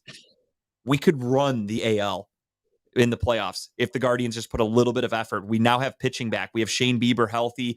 Tanner Bybee's been really good. He's probably he should win Rookie of the Year. I know he's hurt right now, but a lot of young talent on this Guardians team that if they just invested a little bit into, I think the Guardians would be the fucking 3 seed right now. We would win the division. And I mean, I'd put my money on the Guardians to win the AL at least, to represent the American League in the playoffs or in the World Series. I mean, so that's fucking annoying that the Dolans did that. We'll talk about that in a little bit when we talk about Tito's send-off. But yeah, no, I think the World Series goes through the National League. I think we're going to see, unless somebody really fucks up, it's going to be Dodgers Braves in the National League Championship, and winner of that is the World Series champion, in my opinion. Should we just Or- crown or- the Braves now and just get it over with, move on with baseball? No, because I don't want to give Chipper the satisfaction of him shoving things up his ass and in his mouth and cigars and all this and hunting down athletes and being creepy. I don't want to make his day any better. So I'm not ready to crown them. If anything, I'm going to pick the Braves to win it, or the Dodgers to win it all, because I like the Dodgers and I hate the fucking Atlanta Braves because of 1995. I'll never get over that. So fuck you, Braves. Spoiler alert, probably going to take the Dodgers to win the World Series. You Then the don't Dodgers- hold grudges. That's good. The Dodgers are going to win the World Series, then they're going to sign Shohei Ohtani, and then they're going to fucking win it all over again next year. So suck on that, Chip. That's my early prediction. But yeah, so that's what it's looking at right now. And again, as I mentioned, today is Tito Francona's last game in Cleveland as the Guardians manager. And what a way to go out. The poor guy had his scooter stolen, destroyed, defecated on, and ruined forever today. The Cleveland PD announced. I don't know if you saw that story. It just happened a couple hours ago. No, are you serious? Yeah, somebody stole Tito's scooter. They beat it up and they took a shit on it. At least that's my guess. They said defecate, so I'm assuming they shit. I guess it could work for urine, but I'm just assuming they took a doo-doo on it. So Why poor Tito. would you fucking do that? I mean, it was probably like a homeless person who had no idea it was Tito. It was just some crazy person. But I jokingly said, so here's a tweet I put out earlier. I hate being a guy that reads his own tweet, but it was kind of funny. So I'm going to Oh, you're that guy. It's okay. It's okay. Fuck it. That's how I roll. So the guy's tweet says, cannot believe this. I can't believe this is today's news, but somebody recently stole, beat up, and then defecated on Tito's beloved scooter. The hog has officially been decommissioned. So it's done. It's scrap at this point. I tweeted, that's also how I describe what the Dolans did to Tito this season. They beat him up, they stole him, and they defecated on him. That's basically the going away party for Tito. Poor fella. Jesus. So the Cleveland PD and it put this on Twitter. Is that what you said? No, like the story broke. And like a bunch of reporters from like Cleveland are the ones that posted it. Like Ryan Lewis from the Academy Journal. He's the one who tweeted that earlier. But yeah, so unfortunately, not a great ending to his last day in Cleveland as the manager. But he's done. Tito Francona will always be highly, highly regarded, in my opinion, when I look back on Guardian history. Or Cleveland baseball history, whatever the fuck you want to call it. He was here through it all. He was here as the Indians. He was here as the Guardians. Took us to a World Series. He's taken us to the playoffs multiple times. We had that long win streak of 20-something games in 2016. It was phenomenal. Everything he's done has been fantastic. He's been such an amazing, amazing manager for this team with these young players, these young kids that come up where you go, who the fuck is that? He gets the best out of them. I think baseball is a sport where your manager means so much, and I think losing Tito is huge. I truly don't even know who the fuck we're going to replace him with. I know we kind of tried to talk about it a few weeks ago when this news kind of broke, because that's the other thing too, is Tito's a very humble guy. So he didn't want to make this season about it being his last hurrah. He kept this kind of lock and key up until about a month ago when we started hearing the rumblings that he was done. I personally didn't want to believe it. So I was kind of like, no, I don't think he'll go anywhere. I think he's just kind of saying it to kind of scare the Guardians. But now I think it's official. I think Tito's done. This is the end of Tito Francona in Cleveland, and it's going to be a new chapter. We're going to have to get a new manager that's going to have to accommodate these cheap owners we have, these analytically driven teams, this Moneyball persona that we have. And they're going to have to make it work with a young roster, with a roster of unknown players. And that's just the way it goes in Cleveland. And Tito is able to steer that ship beautifully. It's just not going to be the same without him here. I really am going to miss him. I remember earlier in the year when we lost that game against Houston where he didn't pinch hit, what's his name? Miles Straw. And everyone was pissed off that Tito was a little sassy in the post-game press conference. And I look at that and I'm like, I'm going to miss that now. Like, everybody was bashing him then. And they're like, oh, Tito's done. Like, he's old. He doesn't get it anymore. And I think like people should go back and bite their tongue a little bit after they said that, because I'm going to miss him. I agree with you. I think the fact that he was built to manage his team, to manage his payroll, to manage his owners, like he was built to basically get the best out of the shit team he put on the field. And a couple of times we got close. I mean, 2016, we were both there. I mean, that's the closest I've seen the Indians Guardians get in God knows how long. That was But the what closest sucks I've though ever is seen into an actual Cleveland championship. Like we were there for Game 6. If the Guardians would have or the Indians at the time, if they would have somehow pulled that win out, I would have been in attendance for a Cleveland championship. It would have been so fucking sweet. But of course, we lost, and then everyone knows what happened for Game 7. And I think that's going to be the biggest. I won't even say regret, but like the biggest thing that I'll never be able to like feel good about this Tito tenure here is that we did not win a championship with him. I feel like he deserved it. He deserved one. And I think the 2017 Indians were better than the 2016 Indians, and we didn't even come close to that. You know, Yeah, it's that was a unfortunate. year where they just underachieved. And yeah, you're right. I mean, we added Eduardo Encarnacion. Just so much that could have been Edwin Encarnacion. Sorry. The flip side of this, though, is I'm glad he's stepping away. I guess to a point, almost, is that he's been unhealthy a lot more in the last couple of years. You know, going to the hospital, being in the hospital for longer and longer stays. So I get why he's doing it, and I hope that he is able to extend his life and whatnot. I don't see Tito coaching for anyone else. I mean, I don't think you do either, right? I think this is it for him. No, he's done for good. As you said, I think it and that's the other thing too, is that a lot of people forget, and a lot of people don't think about these guys that we love and we watch on the field or, you know, on the court, whatever sport you're into. All these guys, they're human. And I know it sounds stupid to say that out loud because people are like, no shit. But like, I feel like a lot of people do forget that because they are human. And Tito Francona is, as much as I would love him to manage the Guardians forever, he's not getting any younger. His health is becoming an issue. I feel like, sorry, I'm ruffling a lot of papers here because I forgot my ad paper and I want to have that handy for God knows when we end up doing ads. But yeah, we already did ads. We started the show with ads. Oh yeah, that's right. We don't actually have to do ads anymore. Now that I think about it, we don't. Right? Shit, look at me. Shows you how much I pay attention. You just got to read that beautiful board behind in front of you right now. And as we learned from last week, I don't even need that fucking board because I read that shit. I was thoroughly impressed, my friend. Thoroughly impressed. So often. Now I'll fuck it up because there's a couple less shows to talk about, so it's going to throw me off. But I digress. But yeah, no, as much as I want Tito to be here forever, and again, that's the same thing with like other head coaches and people that like everybody just hates and wants cut and wants fired and this and that. You kind of forget there's a human aspect to it. And Tito, I've never met the guy personally, just seems like a fucking awesome dude. Again, the fact that he could build that team from nothing, from a bunch of unknown prospects hey, what's up, Adam? The fact that he could take all these young unknown players and he could turn them into what he did. I mean, even last year I went into the season. I'll never forget it. I started off, I'm like, I don't even know who the fuck half these players are. We had Stephen Kwan coming up. I'm like, I don't know any of these guys. Like, we're going to suck. And what do? We win the division. We make the playoffs. And then not only did we do that, we won a playoff series. We should have won the second playoff series, but we got fucked by Major League Baseball against the Yankees. The Guardians truly, like, Tito is the heart and soul of this team. And I'm devastated that he's going to be gone. Honest to God. Like, if I had to guess, I would assume they're going to look at Sandy Alomar pretty close as a replacement, even though I don't want that. But you're not going to convince anyone else out there to come coach this team with owners who have such closed pocketbooks, right? They're going to want somebody who's going to take chances and bring some players in. Like, you're not going to get any big name coach. So you're going to either get Sandy Alomar or some unnamed coach. You have no idea who it's going to be. Sorry, manager, my bad. And we don't know what's going to happen, right? It's going to be a little sad. It really is. I'm just afraid of what they're going to do next.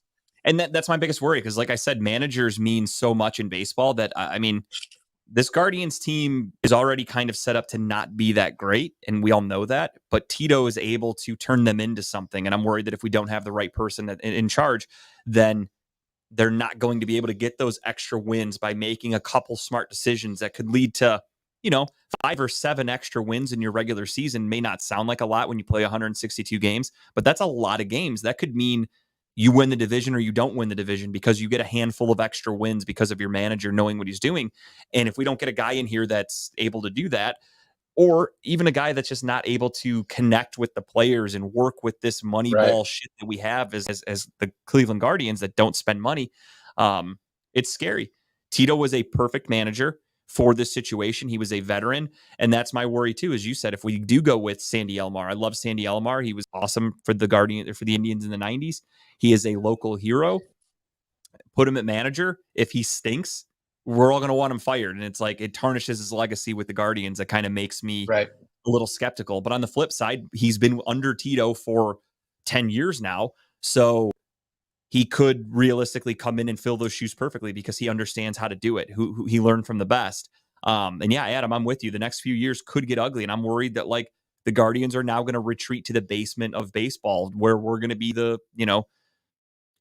Pittsburgh Pirates or some shit team that just consistently stinks. That was However, brought up today, actually, is turning into the Pirates almost, like how they are as a team. They don't care. Like, they just don't care. The one thing I'll say, though, about the Dolans, and this is even before Tito, just the way they, and it's more so that it's the front office. I won't say the Dolans, it's the front office. The front office knows how to find talent. And I feel like we'll be okay. Sure, there might be a couple years where we stink. Like this year, we're probably going to end in like third place. That's embarrassing in such a bad division. However, maybe that means next year these young guys that, again, Tanner Bybee, I mean, shit, how many fucking rookies did we call up? How many guys that you don't even know who they were before they came up? Maybe these guys next year, not to have all this experience, are going to actually play really well, and we're going to be really, we'll be fine next year. I'm not saying that's going to be the case, but it's possible. So we'll see what happens. It's all going to have to line up. If there's anybody that I trust, and it obviously I hate the Dolans, but I trust our front office for Cleveland. They rarely lose trades. I'll give them credit there. When they make a trade for prospects, those guys, we're usually going to find a stud in that mix.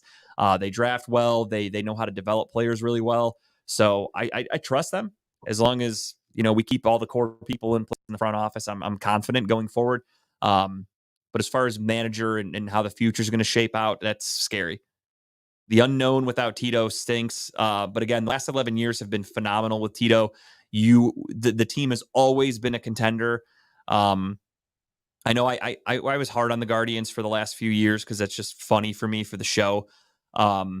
Where I would always tell everybody that they're choke artists, they're going to make the playoffs, but they're going to get eliminated. So who gives a shit? I was hard on them. I mean, you weren't wrong, but right. I mean, obviously, I wanted championships, but going to the playoffs in general is amazing, and you realize what you miss because again, I just showed the playoff bracket. Guardians aren't on there. Guardians have no chance of making playoffs, and I'm pissed off about it. That's annoying as fuck. I at least want to be in the dance. Do I think we could be a World Series contender this year? No. Do I at least want to be in the playoffs? Yes.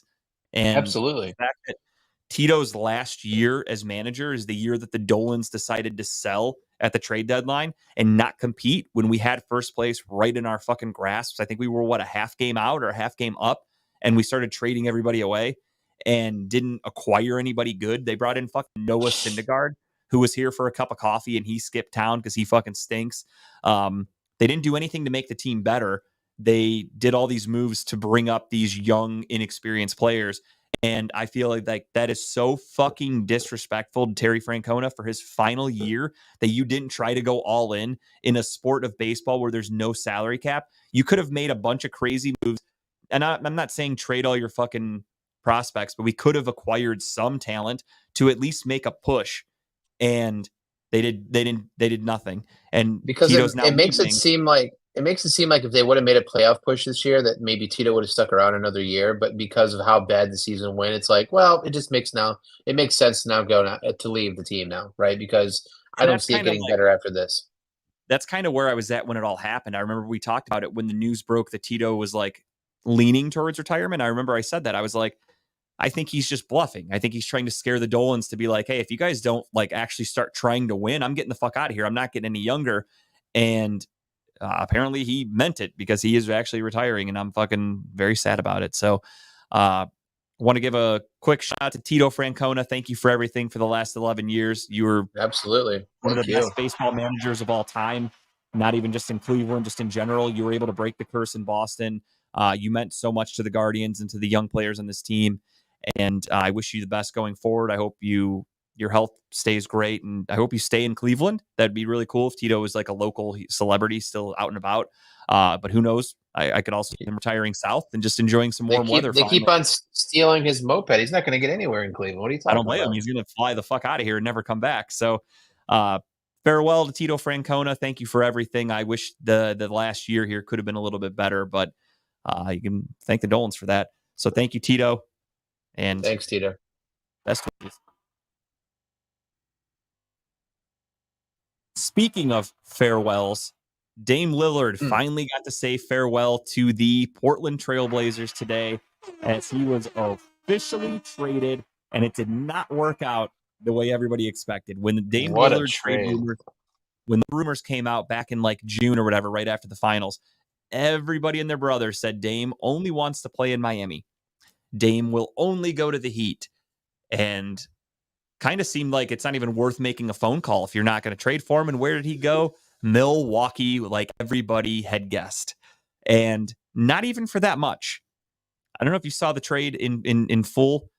It was a 3-team trade. I saw the teams and I saw the big names from the Suns, but I didn't see the whole thing.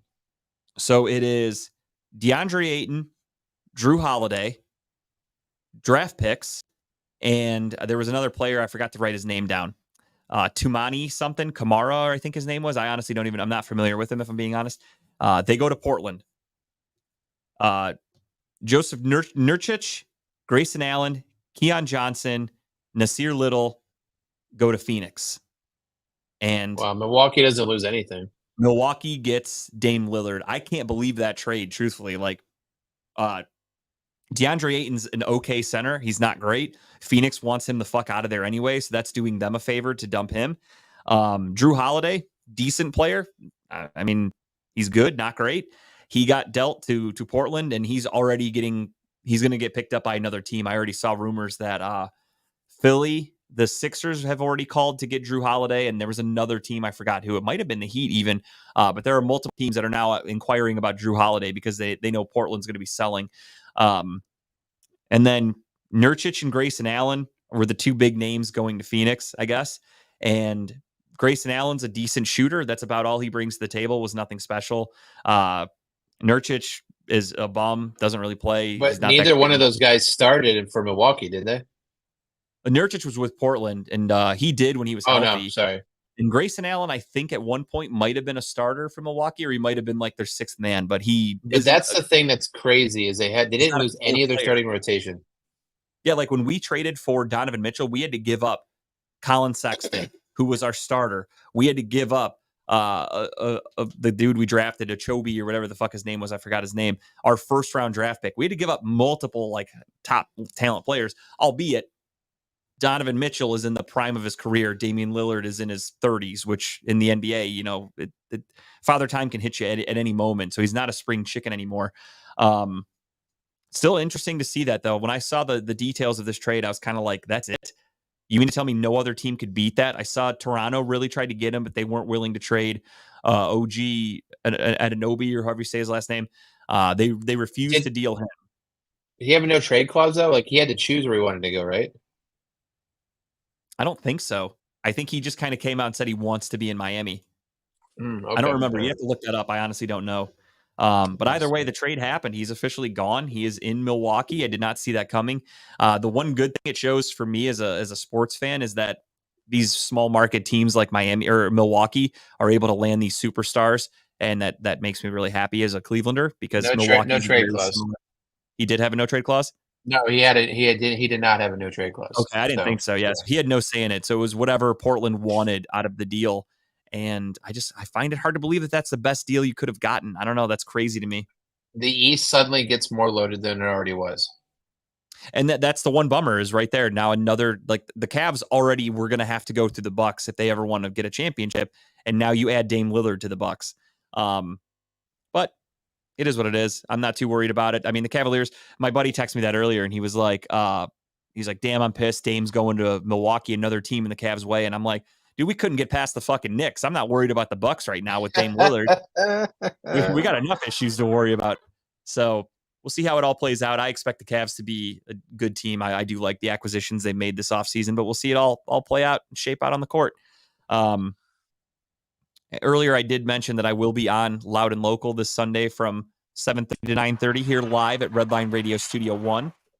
Also at Studio 1 here, you got Steel City running late from 10 to 12. Not sure who's going to be on it this week. Tune in and find out from 10 to 12 this Sunday morning. They will be shoving long, skinny, brown objects in their mouth on air. I'm sure that'll be a sight to behold. Tuesdays, you got Tim Buck Tuesdays, my boy Tim Buck 2. He had a full house yesterday. You had 4 or 5 guests on, I think, yesterday. 4. Yeah. Another little packed house for Tim Buck 2. Live on location with Gary Wenner from 6 to 10 and Broad Street South from 8 to 9. Wednesdays, of course, you've got Talking About Balls from 7 to 9, the boys. Maybe one day we'll all be back in studio together, but that day is not today. You never know with us. We're wild cards.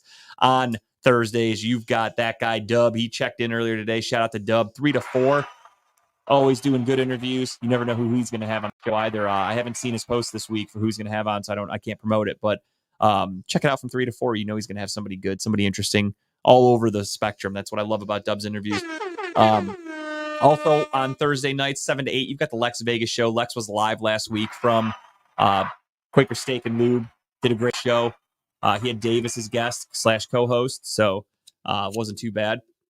You got Broad Street South from 8 to 9.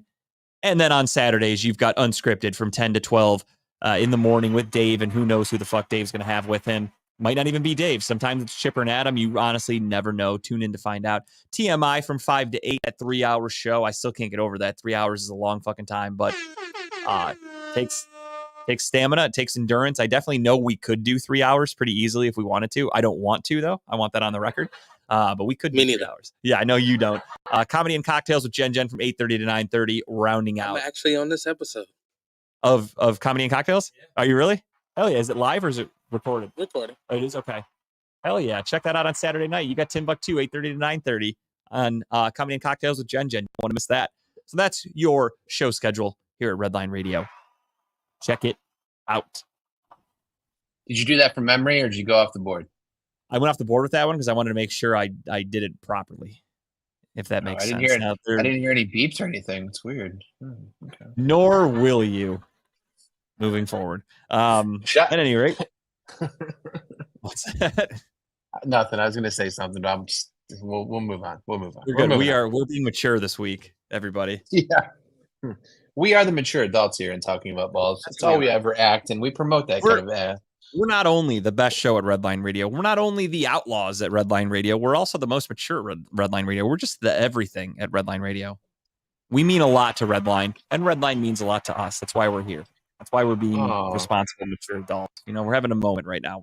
It's a love fest. Put a rainbow over the more you know. Little hashtag there. I think I need "Can You Feel the Love Tonight" from Elton John, just playing in the background. That's a good one. Good song. We're giving the love. We're lovey people here today with Talking About Balls. One thing I don't love is Kyle gained a game in picks, and Tim unfortunately fell back a couple. But it's a long season. So Kyle, you couldn't hear me before we started the show. We were playing the ad. I had a thought. Now, hear me out. We don't have to start it this week if you guys don't want to. Obviously, it's up to a group vote because it's what we do here. We're a collective group. I have an idea for our pick segment. For a bonus point, every week, you're allowed to pick one game with the spread. And if you hit it with the spread, you get a bonus point. But you're only allowed one. Ooh, okay. The only problem, though, is that we do our picks on Wednesday and spreads change so often. So obviously we'd have to text each other. Like if a guy is out and the spread changes or whatever, if we're like, hey, I don't want that anymore, you can pick a different one. But for a bonus point, you can pick. So let's say hypothetically, we'll just go back to last week. Colts against the Ravens. Let's say you're like, you know what? I'm going to pick the Ravens to win, but I'm going to pick the Colts plus whatever the points. I think they cover that. You would have been even, then you would have got a point for that game, instead of only losing because of the Ravens. So if that makes sense. If you guys want to do that, that's something I was thinking about today because my buddy is in a league. Shout out to Steve again.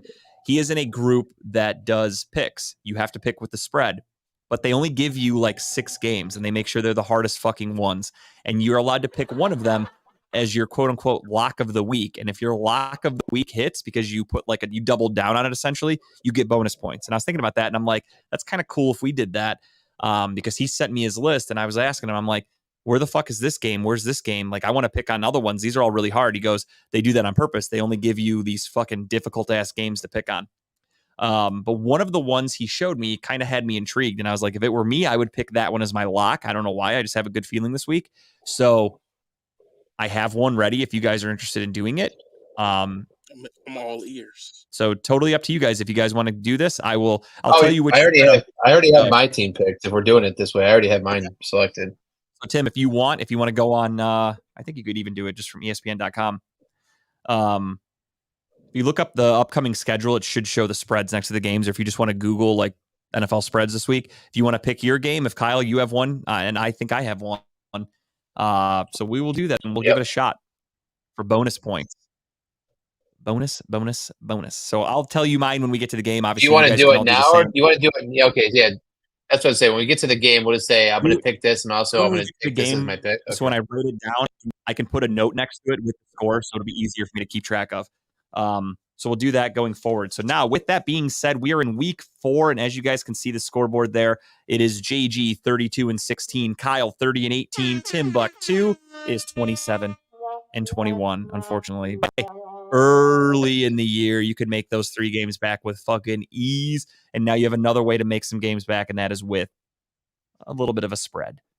So, without further ado, let's get in to our week 4 picks. Thursday night football, you've got a battle in the NFC North. You've got the Green Bay Packers hosting the Detroit Lions on Thursday Night Football on Amazon Prime. I will let the boy at home with syphilis, with COVID, with herpes, with gonorrhea, with everything in the book start us off. Who are you taking, Kyle?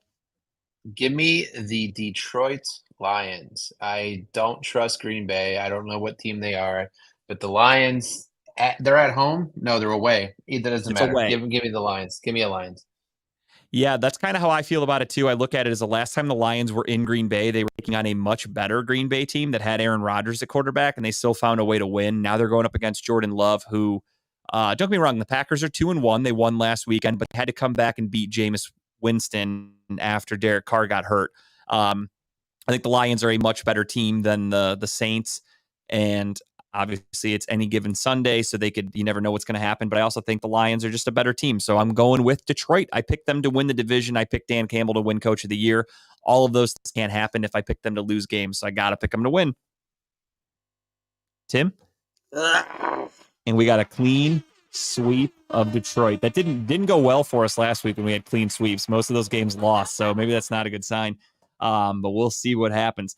On Sunday morning, I am so fucking excited for this. This is the Toy Story game, Jacksonville Jaguars and the Falcons in London. And if you have Disney Plus, if you want to wake up at 9 a.m., turn it on. They are going to have the players animated as Toy Story characters playing this game of football. I truthfully cannot fucking wait. I will be watching it so intensely. I am very excited for this game. But with that being said, give me the Jags to right the ship here a little bit. The Jags struggled last week and lost to the Houston Texans, but I think they get better here against the Falcons because the Falcons kind of snapped into reality last week. So give me the Jags. Yeah, give me the Jacksonville here. This should be a pretty easy win for them, I think. But I'm going to watch the Toy Story. I see the wheels turning in Tim's head right now. I don't think he knows who he wants to pick. Oh, he does? No. Okay. I couldn't tell if he was thinking. Just trying to think of the sound. Okay, I like it. Ooh, a sexy little panther there, but it's a jaguar. I love it. I don't actually know what either of those sound like. It actually sounded like Tim farted through my speakers, so it's okay. We'll let it go. Oh, was that what you heard? That was real. They actually did fart. I didn't know if you could catch that. Okay. I didn't want to out him like that, but Kyle didn't mind. Next up, we've got the Dolphins in Buffalo, a battle of the AFC East. The Buffalo Bills are looking to even things out in the division because Miami looks like a team that cannot be stopped. There he is. Steve, what's up, dude? I was just talking about your picks that I was trying to help you with a little bit. And as I texted Steve earlier today, my pick, and for our new thing going forward, again, guys, we are going to pick one game a week with the spread. And if you get the spread right, you get a point. I am not only taking the Dolphins outright, I am taking the Dolphins plus 2.5. This is my pick of the week. That was one that I thought about taking as my pick of the week, but that's a good pick. I just look at it as the Dolphins are obviously 3-0. They're undefeated. They look unstoppable. Do I think that's going to continue? No, I don't think they're going undefeated for the season.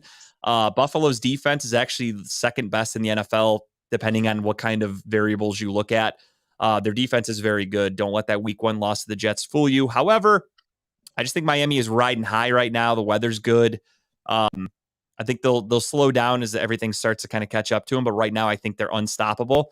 And that 2.5, seeing them as an underdog, I don't know why. I'm just going with it.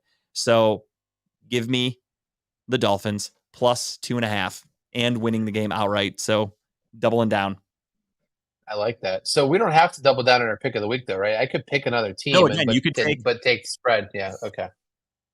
Like I said, hypothetically last week, you could have said, I want the Ravens to win the game money line, but I like the Colts spread. So you would have lost because you lost the Ravens, but that spread with the Colts, you would have won because I don't remember what the spread was, but I'm sure they were an underdog last week. So you would have balanced your points out. So that I'm doubling down with Miami because I could still get it. If they lose by 1, I still get a point for it because of the spread, but I think they do win the game outright. So that +2 is just bonus points, in my opinion. Is there a seal in the background getting clubbed right now? Is that the noise that I hear?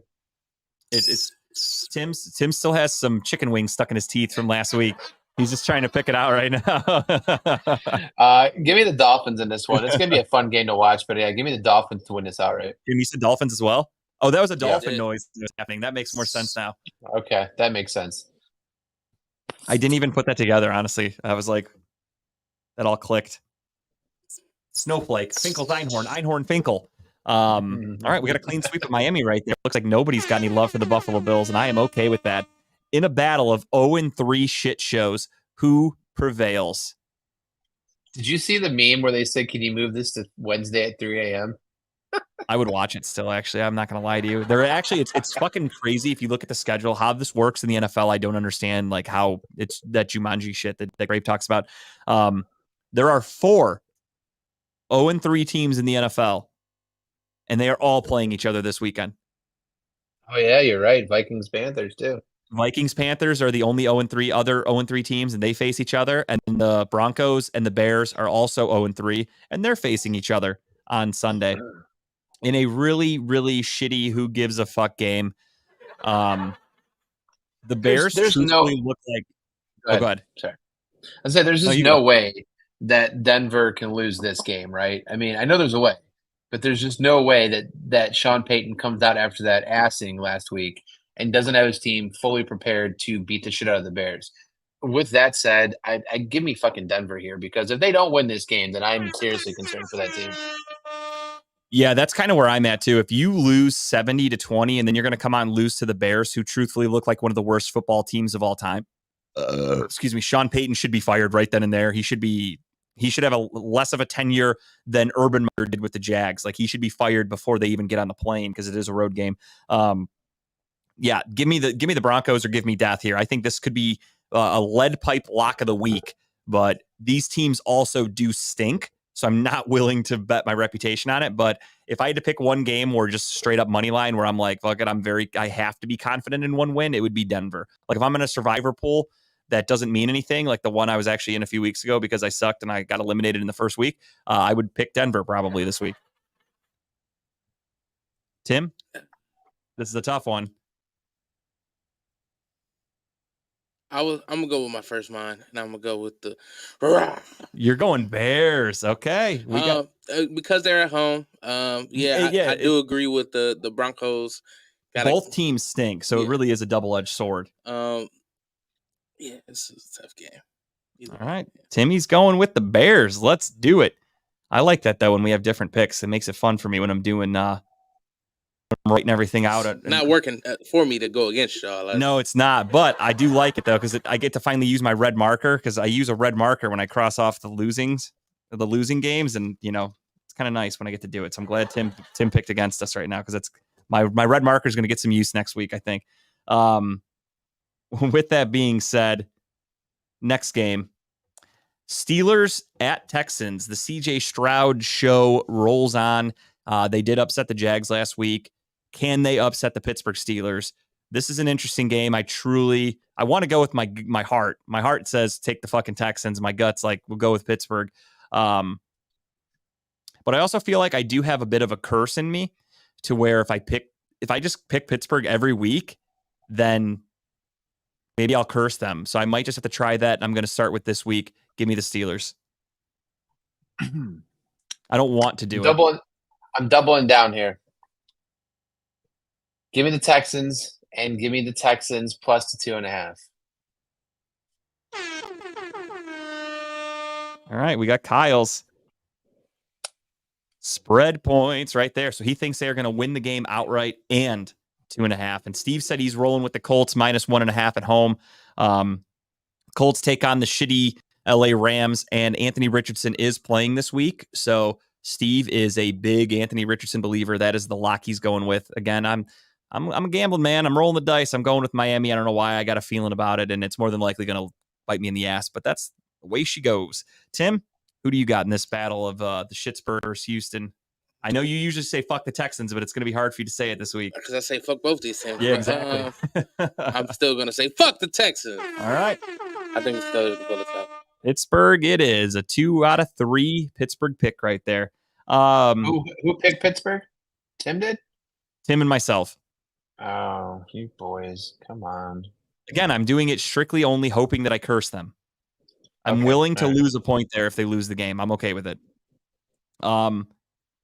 Next up, 0-3, Vikings and Panthers. I'll just make this one quick. Even with Bryce Young back, I don't think that makes them any better. Does anybody want the Vikings here? Yeah, everybody wants the Vikings here, I thought. Or I meant, does anybody want the Panthers here is what I meant to say, and then you would all say no. Good call. I was looking ahead. Yes, I want the Vikings here.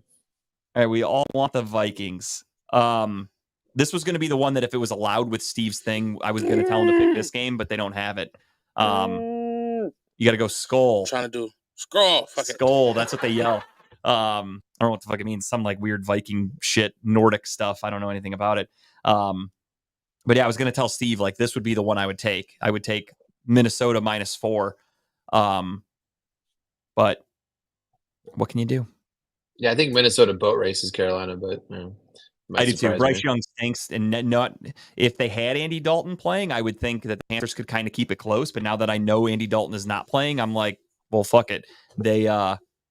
Bryce Young stinks. I mean, he looks so overmatched. He looks so little. I don't know how they're going to win games with that guy. He's so fucking tiny. I don't see his career lasting that long, unfortunately. I mean, it was week 3 of his career, and he already missed a game for an injury. Anthony Richardson did the same thing with a concussion. Concussions can happen to anybody, but Bryce Young's just getting banged up because he's so little. So not good. Not good at all. Next up, we've got the Rams. Speaking of the Rams and the Colts taking on Anthony Richardson, who is back out of concussion protocol. The Colts are a weird team. It's even. Even Vegas doesn't know what the fuck to do here. According to ESPN, Steve's got it at -1.5 Colts, but I got even here for on the ESPN app. It's 1.5 in all the betting apps right now. I just looked it up.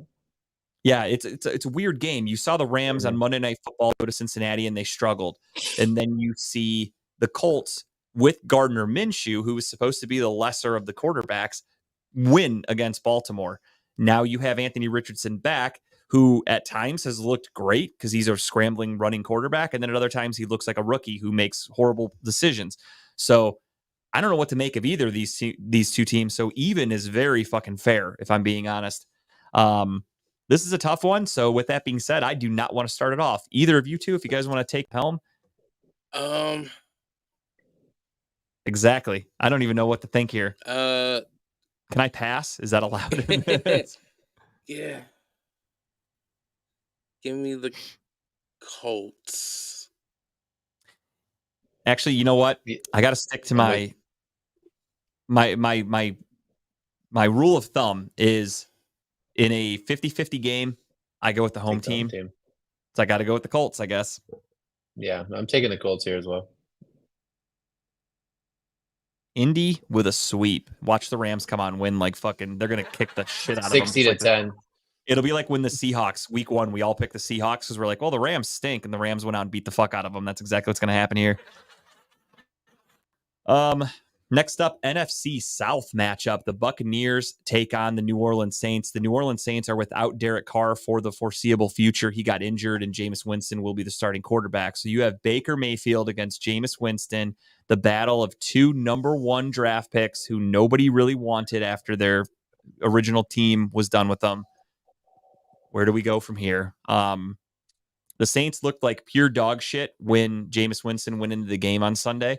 However, they are getting Alvin Kamara back, which is huge. His suspension is over. It was only a 3-game suspension. He will be back out there. Chris Olave, Michael Thomas, they're all healthy. They're ready to roll. With that being said, give me the Saints. Yeah, I'm gonna go with the Buccaneers in this one. I just have a feeling that they're gonna come out and they're gonna slow that offense down a little bit. That defense they have, I think they win. Tampa Bake for Kyle. Tim, who do you got? This is a tough one. You know what? I think the Saints got to win this game. For me, I look at it as the Saints actually do have a really good defense. They're one of the better defenses in football. And Baker, at least when he was with Cleveland, always sucked against good defenses. And New Orleans defense is really good. So for me, I'm going strictly off of that. I think if they can score on their end, because again, they're going to have Kamara back. They've got Chris Olave. They've got Michael Thomas, Taysom Hill, etc. Baker then has to beat a really, really good defense. And the bad thing for him is Mike Evans is obviously his number one target. And Mike Evans has always consistently struggled against Marshawn Lattimore and the New Orleans Saints defense. Somebody put up a stat since Marshawn Lattimore and Mike Evans have both been in the league together. They showed the stats of how Mike Evans plays against the Saints, and he averages like 45 yards a game, a third of a touchdown a game. His numbers are very bad, and that's their entire offense. So with that being said, I'm sticking with the Saints. You said the Saints as well, Tim? Yep. Gotcha. Man, I got 2 chances to gain on you guys so far. I like it. Or I'm going to be making this a little bit of a wider lead here, which is how I'm leaning right now. Confident, feeling it. Next up, 1:00. Does anybody want the Washington Commanders going to the Link to take on the Eagles? I don't think so. I don't even think Tim can't even pick his own name here. That's how bad Tim they played. can't even pick Washington. Oh man, yeah, give me the Eagles here. Thank you. That's what I like to hear. Next up, you've got the Bungles going to Tennessee. Both teams don't look that great, but I do think, unfortunately, the Bengals are the better team here, and I got to go with Cincinnati as much as it pains me to say it. They get their second win of the season. Agree. Give me the Bengals. Clean sweep? Yeah. Yeah, unfortunately. I hate picking teams in the fucking North. I hate it. Ugh, it makes me feel physically ill. Next up, we got the shitty Raiders probably going into the game with Brian Hoyer as their starting quarterback because Jimmy Garoppolo is in concussion protocol. That guy's still in the league? Jesus. Brian Hoyer, yeah, dude. I was actually kind of excited. I was thinking about it in my head because I was watching the game on Sunday night, and obviously I hate the Steelers. So I'm watching it, and I'm going, who gives the Raiders the best chance to win this game? Because I want them to win this fucking game. And Jimmy Garoppolo took a fucking shot, and I was like, all right, he looks hurt. And Brian Hoyer starts warming up on the sideline. And I was like, holy shit, we're going to get Brian Hoyer, Cleveland's own, to come in and win this fucking game for the Raiders. And then Jimmy Garoppolo kept playing. And then as soon as the game ends, they decide to put him in concussion protocol. It's kind of funny how that works out in the NFL. But I digress. I do think it will be Brian Hoyer this week. More than likely. They do have that rookie that came in and looked really good in the preseason, but I don't think he's game ready yet. So I'm guessing it's going to be Brian Hoyer as a starting quarterback, more than likely for the Raiders. And I don't think it fucking matters. I think the Chargers are winning this one. Yeah. Yeah, I think this is a pretty foregone conclusion. The Chargers win this game. Raiders are just a horrible team.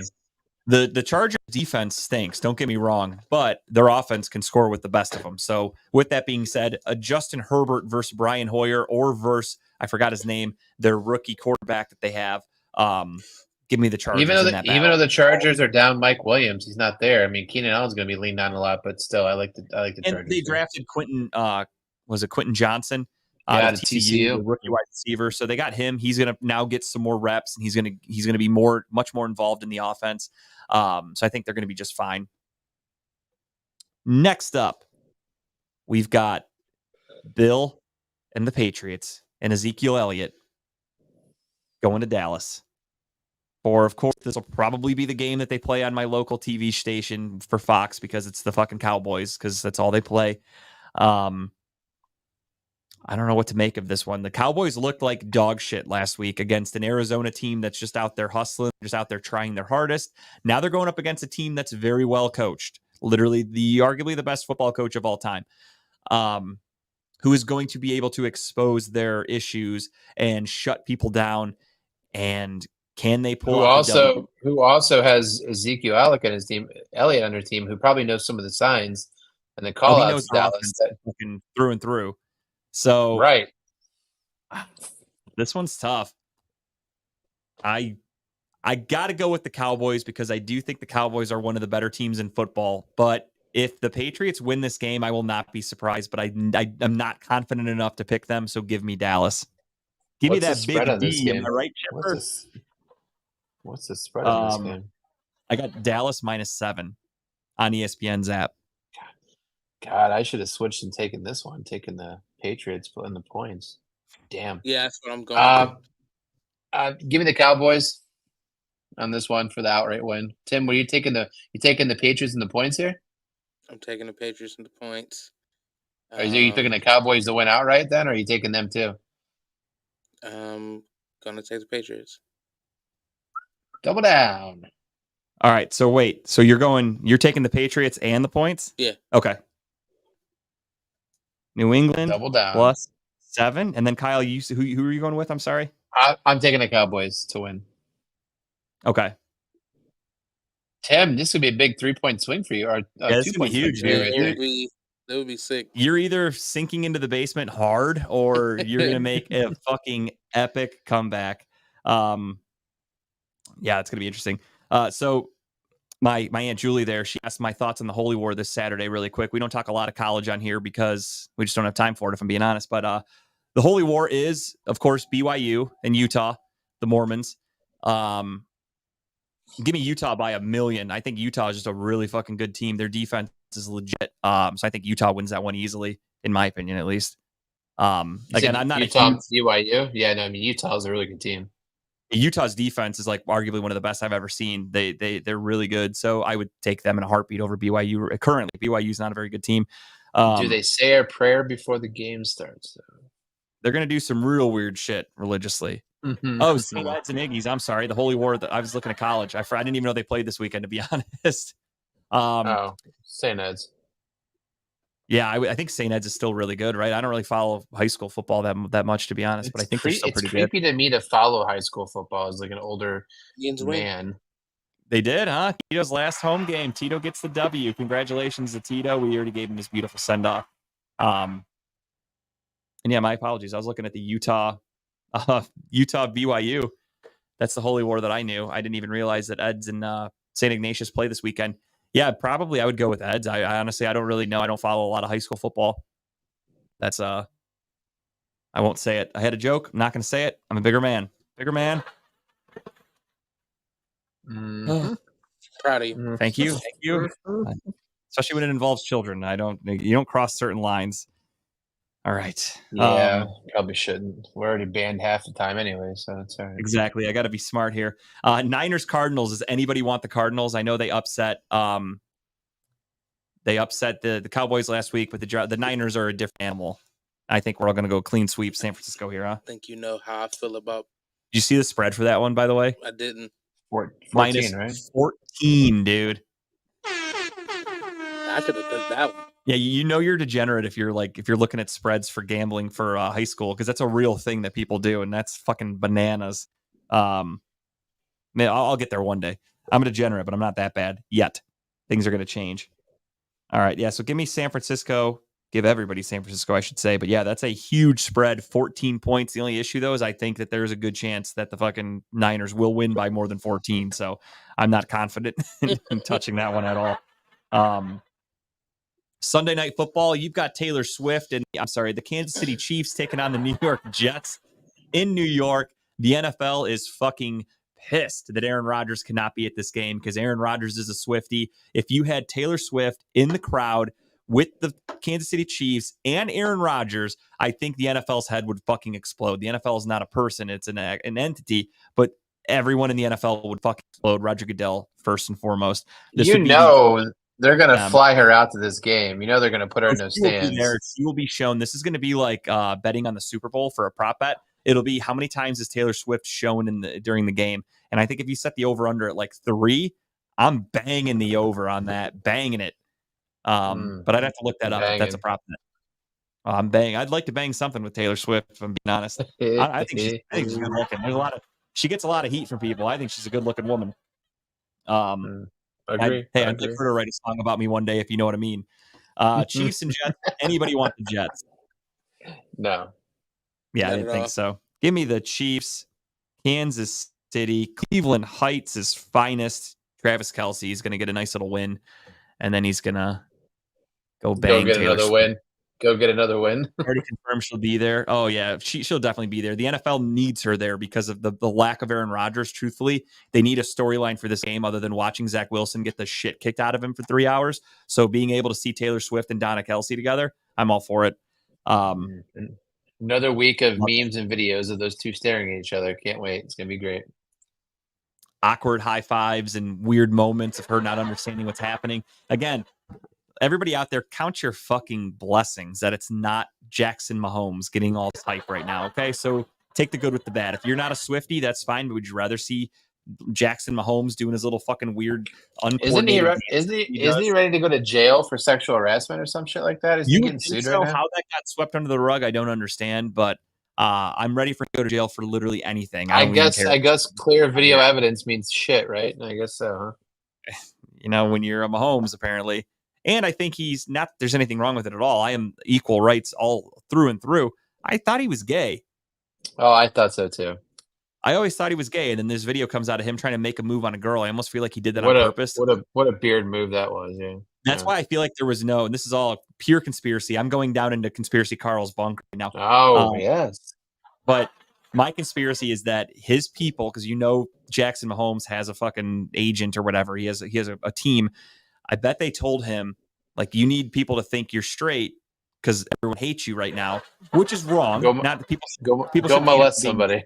But I'm sure that all the videos he makes, guys don't want to interact with that. It's hurting his social media cred. So they're like, you got to go act like you like chicks, and maybe guys will start following you if you want to get those numbers up.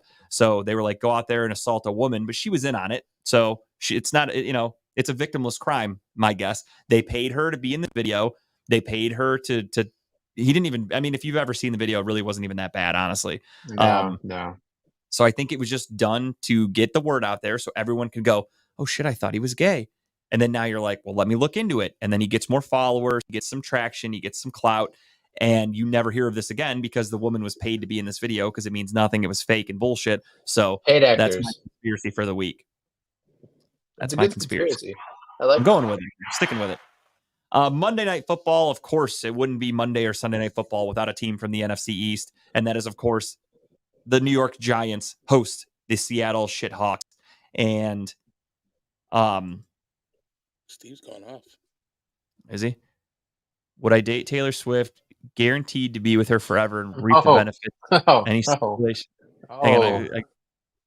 Would you date Taylor, guaranteed to be with her forever and reap the benefits? The only stipulation, she gets to peg you once a week. Depends on what I'm getting pegged with. Do I get to pick the size? Because that's no joke money. Like, that's fucking lottery ticket money. So the woman's almost worth $1 billion. Exactly. So that's why, you're speaking my language. How much do you value your asshole? What's the price that you put your asshole at right now? If it's just her and I in the bedroom, whatever, as long as it's not like going public, like if we're not filming it and people aren't watching me get pegged. And that's the other thing too. Does everyone know? Aside from us in this conversation right now, does everyone know that I'm getting pegged? Like, is it public news? Like, I'm on the cover of like. Me with the chair. Yeah, honestly, for that kind of money, I would take it.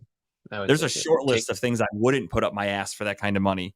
So, yeah, I would totally do that.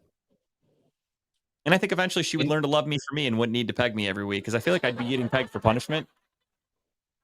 I don't know how that works in the pegging community. I've never been pegged before. I've never even thought about it. She has such like a good girl persona that she'd probably like the biggest freak ever behind closed doors. Because eventually I could just look at her and be like, what are you getting out of this? Like, you're not getting any sexual pleasure shoving this thing in my ass. I'm not getting any pleasure out of it. So why are we doing this? And then I think I could talk her out of it. I'm a very, very good, I can communicate, and I think I could persuade her to stop doing that. I think I could argue that.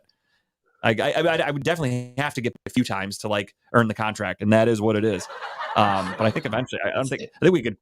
It didn't have to be 52 times a year. You know what I mean? We could cut that down in half even. I'd be happy. Every other, maybe just for birthdays and holidays, you know? It's a yes from the Talking About Ball boys, I guess. Huh? Yeah. Yeah, it's definitely a yes, but I am going to negotiate that contract a little bit once I get in there. Back to things getting shoved up asses. Does anybody want the Giants this week? No. Because I think they're going to take it right up the fucking old pooper. I think they stink, and the Seahawks are a much better team, better coach team. Unfortunately, Kyle's favorite head coach, Brian Daboll, is going to be 1-3. So we are all taking Seattle, correct? Yes. We are. All right. Go! There we go. That's the only way I know who's actually getting taken. Shit, speaking of being That's also the noise you make when you get pegged, too, right there. It'd be higher than that. When's the cutoff for buying lottery tickets? I just forgot. There's like a fucking massive jackpot tonight. I got to go buy some tickets. Is it over? I don't remember when it ends. Oh, that's annoying. I completely forgot about that. Well, damn. Looks like I'll be back here next week, boys, because I won't be a billionaire or whatever it is. I think it's 800 million or something like that. That's still up in the air. We don't know. We're on a week to week right now, so that's true. We are on dangerous thin ice. Yeah, maybe. Hopefully, no one wins the jackpot and it goes again for Friday. Is this a bad time to bring up the water cooler option again, or no? No, I think from what I hear, there's a little bit more room in the studios these days. So I guess we could get a water cooler in here. Addition by subtraction. All right, that leaves one game left on the docket, and that is, of course, the Browns hosting the Baltimore Ravens this Sunday in Cleveland, 1:00. Browns looking to move to 3-1. Ravens also looking to move to 3-1. Only one team can advance unless they tie, because the NFL still has ties like a bunch of fucking idiots. I don't think a tie is going to happen. The Browns defense has looked dominant. No question about that. 3 weeks in the NFL. Have we played some of the upper echelon offenses? No. The Bengals obviously looked banged up. They don't look like themselves. The Steelers offense is pure garbage, led by Kenny Tiny Hands Pickett. And the Tennessee Titans offense is old and decrepit and is exactly what we expected to be last week. I don't think that was a fluke on any stretch for either side. I think the Titans are a bad team. The Browns are a great defense, and that's why the Browns were able to just go in there and establish dominance. Ravens are a different cookie. The Ravens have, of course, Lamar Jackson, who is the most athletic quarterback in the NFL, who can create a play out of nothing, who can avoid a tackle like the best of them. Will Jim Schwartz have this defense ready to make classic NFL tackles and be fundamentally sound and make your tackle? Don't fuck around and go for the big hit. Just wrap and tackle. I like to think so. On the flip side, the Ravens defense is decent. They've got a lot of guys coming back healthy this week. The Browns offense, again, looked great against Tennessee. It struggled against Pittsburgh. It kind of struggled against Cincinnati. So we are now up against one of these tougher AFC North defenses. And except for last week against Tennessee, Deshaun Watson has struggled as the Browns quarterback. So it's hard for me to go in too confidently. What I saw last week definitely looks like something we could build on.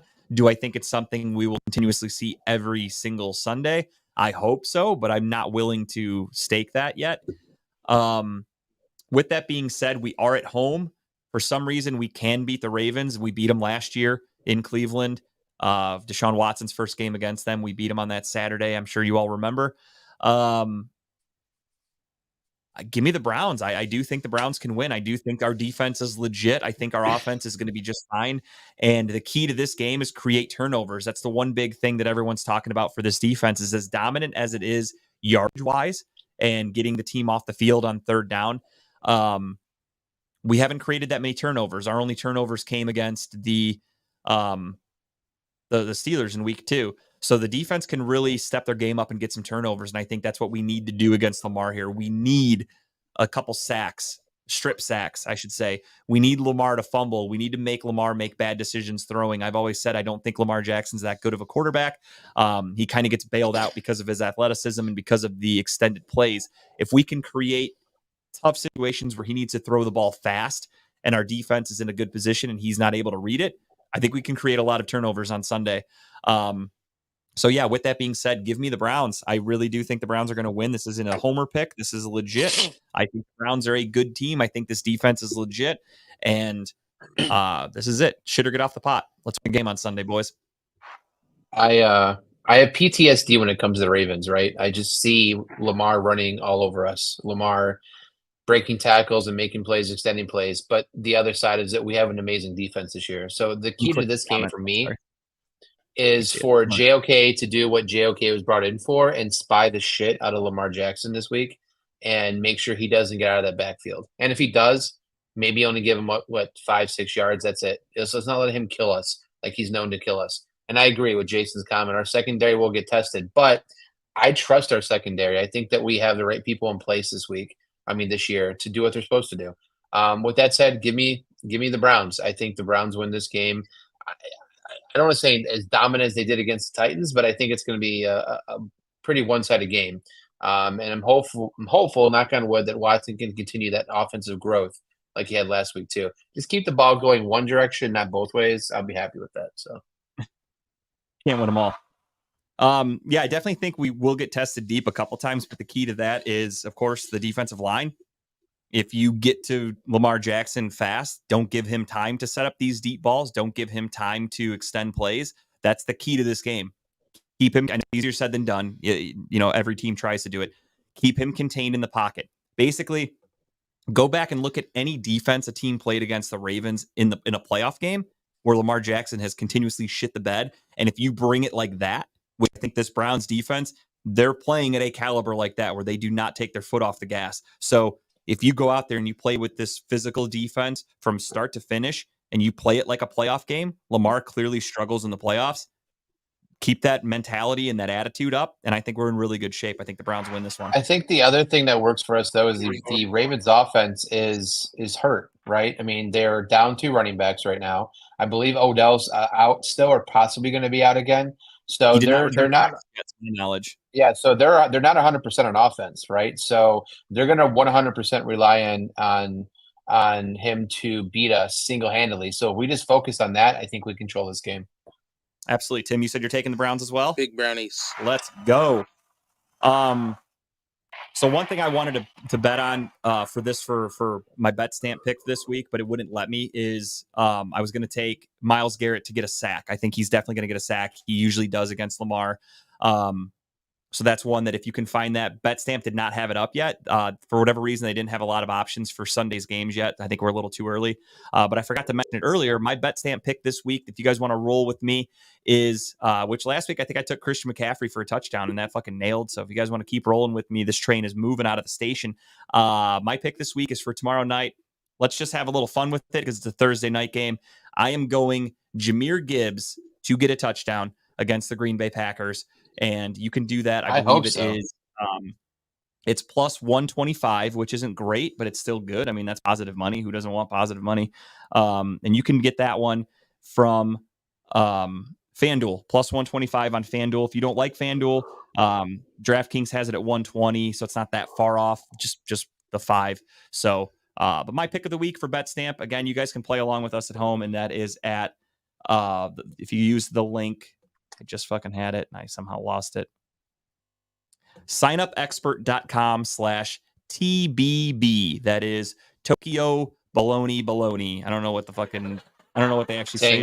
Tango, Bravo. Bravo, that's it. I like Tokyo Baloney. Let's stick with that one. That's funny. You'd make it in the military. But yeah, I think I would. They would like that. They would look at that and be like, why didn't we think of that before? That's such a better way to use that. But yeah, so if you go to signupexpert.com, that is signupexpert.com/TBB, and you can sign up and get all those free perks for all the betting apps that everybody likes. Who doesn't like free money and shit like that? I do. I love it. I had a pick for this week too for the Browns. It was the Jerome Ford just to get a touchdown. I think he's going to have back-to-back weeks of getting a touchdown. It's a plus 160. It's a plus 165 right now. There's not many options. I did send it to Tim. I don't know if he has it or not, but plus 165 also. It's like weird. It's not showing up correctly. That's why I'm like. It's not. That's fine. It's fine. Don't worry about it. So it's a plus 165. It's only in Barstool right now because I think, like you said, being on a Wednesday, you'll probably get more options. Clear props, they're not available on BetStamp yet. So hopefully that changes quick. But yeah, I'm taking that bet. I'll take plus 165. I'll check the odds again when it gets closer, but I'm definitely taking Jerome Ford to score a touchdown this weekend. Okay, Ford did not score week 1. I forgot Harrison Bryant caught a touchdown. I knew somebody scored at the goal line. I couldn't remember who. So Ford, though, has scored 3 touchdowns in 3 games. So that's kind of cool. Nothing wrong with that. Let's see if we keep that streak going at 4. With that being said, it is time for everybody's favorite segment, and that is, of course, Just the Tip. And we, as always, are starting off with my main man, Timbuktu. Tim, what do you got for him this week? So this one is actually kind of regular, but it's a fan favorite, and that is Timbuktu Tuesday. Yes. Watch Timbuktu Tuesday this week. I will have on the defending champ of the Battleground. The what? 3 straight, right? Yeah. Damn. 4 straight. 4 straight. 4 straight. Envy Jazzo will be on the show this week. I think it's gonna be dope. Her energy is crazy. And what's so awesome about Jazzo, what I actually love about her is she's the same, like everywhere, on stage, No shit. talking to her, seen her in interviews on her show. She's the same person. And she's actually really helpful. As I don't know, matter of fact, this is gonna be my tip next week. I am trying to be in the OEAs. I have a couple categories that I just want to, for myself, to win. And she gave me a couple tips on how to send it to people, to ask people to vote for me. Hell yeah. She gave me a whole little template. So shout out to her for giving me that. And I just appreciate her. So I wanted to promote her for this show. Please watch Timbuktu Tuesday this week. It's gonna be a great show. Envy Jazzo is amazing. So definitely watch Timbuktu Tuesday. I tell you guys every week, and I mean it. I want you guys to be there with me. You always see me in the comments saying what's up to Tim, checking in. You guys got to watch Timbuktu Tuesday. Come on, what the fuck are you guys doing with yourselves? Tuesday night. I think we got to pop on Timbuktu Tuesday one of these times to kind of speak freely, not about sports, and just talk bullshit for a couple hours. I've kind of been on Timbuktu Tuesday when you were kind of on Timbuktu when we Tuesday, were at the Piston Powered show. Tim had a show for an hour, and I was a guest in that, so that was cool. So Kyle, I guess I got you. I guess we got to come to actually be in studio and do a show with Tim. That'd be sick. Can y'all do it too? Yeah, that'd be awesome. I don't know. I'd have to check. I think so. Oh shit! Never mind. I can never do it. I had bowl Tuesdays. Never mind. That'll do it. So all right, my we gotta bad. wait till bowling season's over, I guess. All right, there goes that idea. Great idea out the window. Right off. Right. Sorry. All right. Well, yeah, we'll get to check out Timbuktu Tuesday though for sure on Tuesday, and let everybody know that what Kyle's missing. Kyle, what is your tip this week? So I've been watching this today a little bit. Got about 4 episodes into it. Disney, anyone who's a Star Wars fan knows that Disney tends to pump out these Star Wars series one after another, but it's nice to see some of these characters get a show of their own. This one is the infamous Ahsoka, which is she was the apprentice to Anakin Skywalker. For those of you who don't know, Anakin Skywalker went on to be Darth Vader. But she's a big part of the Clone Wars. She's a big part of this, like the Clone Wars animated series that was out, and she's now got her own live action. No, this is an actual live action. Yeah, it's a great show. Is that her? Yeah, that's Rosario. I can peep her from anywhere. I love that woman. I would have never guessed that. Rosario Dawson. Yeah, she's amazing in this show. She made a couple guest appearances last year during The Mandalorian. You're killing me here, guys. Sorry, it was Teddy. She made a couple appearances in the Mandalorian last year, so they kind of introduced her character.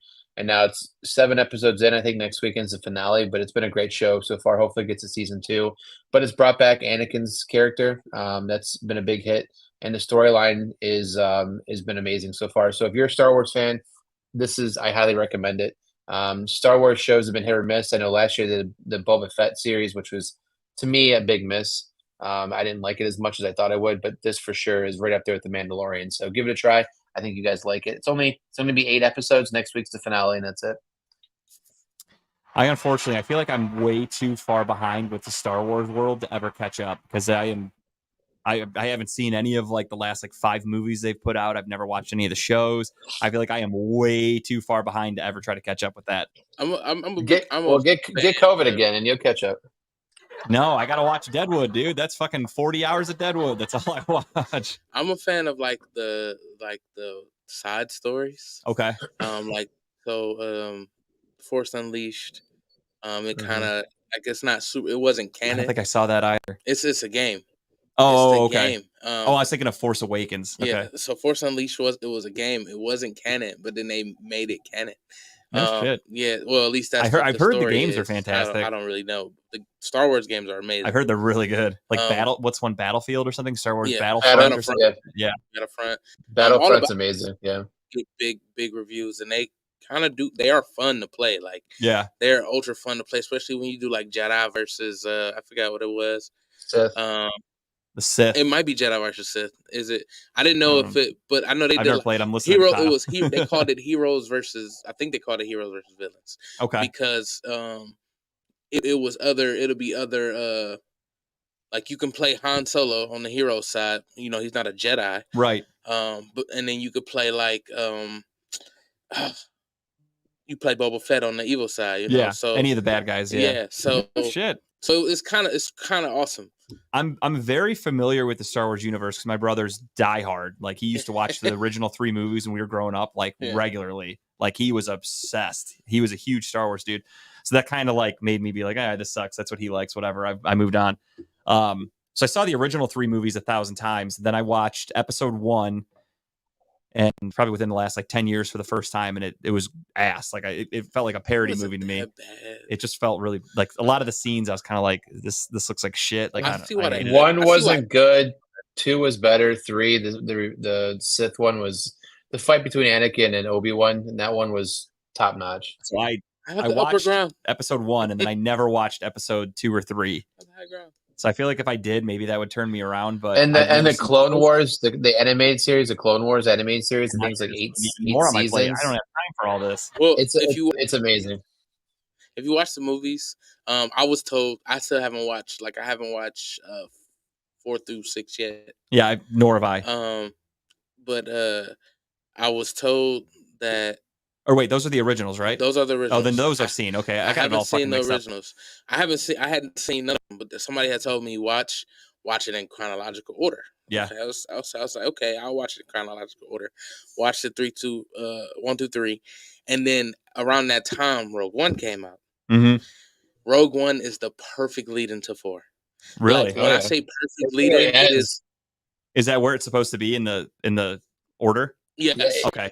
Yeah, because the end of Rogue One is where they break away with the plans on the ship, not to give too much away. And then episode 4 picks right up where we do that one all the time. Yeah, it leans right into that. And watching those made me want to watch 4 through 6. Just haven't had the chance to yet. Okay. Well, I tell you guys what, I'll make a promise with you right now. If I win the lottery and can quit my job, or if I end up dating Taylor Swift and getting pegged for all her money, I will have so much free time on my hands that I will watch all of the Star Wars stuff. But right now, it's a little too much for me to get into. Well, you're not going to have much of a choice. You're not be able to move off the couch with your sore asshole. So, well, I'll just be watching.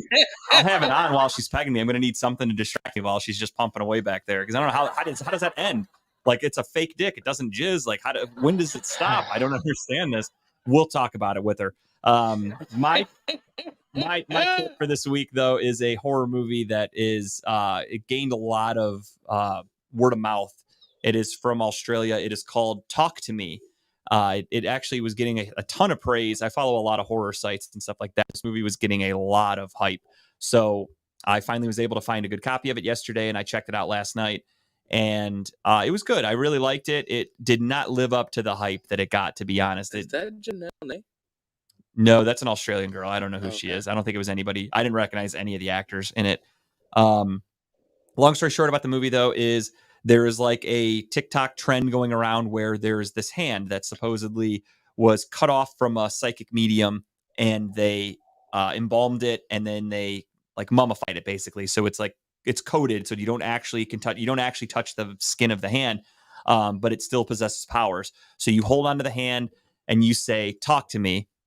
And then you can kind of see like a dead body or whatever, like you see a spirit. And then if you say, "I let you in," the spirit then takes over your body, and you have like 90 seconds it's in you, and everyone around you has to like pull the hand away from you and blow out the candle, and that's how you end the ceremony. And things go awry on one of the experiments, and somebody ends up being in there way too long. And when you're in there for too long, that really lets these spirits in and lets things get all fucked up. So then they kind of start to, like, everyone's basically haunted at this point from the spirits. I don't want to give much away. It was a cool twist on the movie. It was good though. I really liked it. Again, the hype for it was fucking wild. Like, they made it out like this was going to be the best horror movie in like the last 10 years. It was good, but it wasn't one where I was blown away. It was fine. I did enjoy it. That's why it's my tip this week. But definitely got overhyped for sure, but it was still really good. So if you get a chance to check it out, talk to me. It should be, I don't know when it's going to be out. That's a movie Jess wants to watch. Yeah. So you'd recommend watching it at least?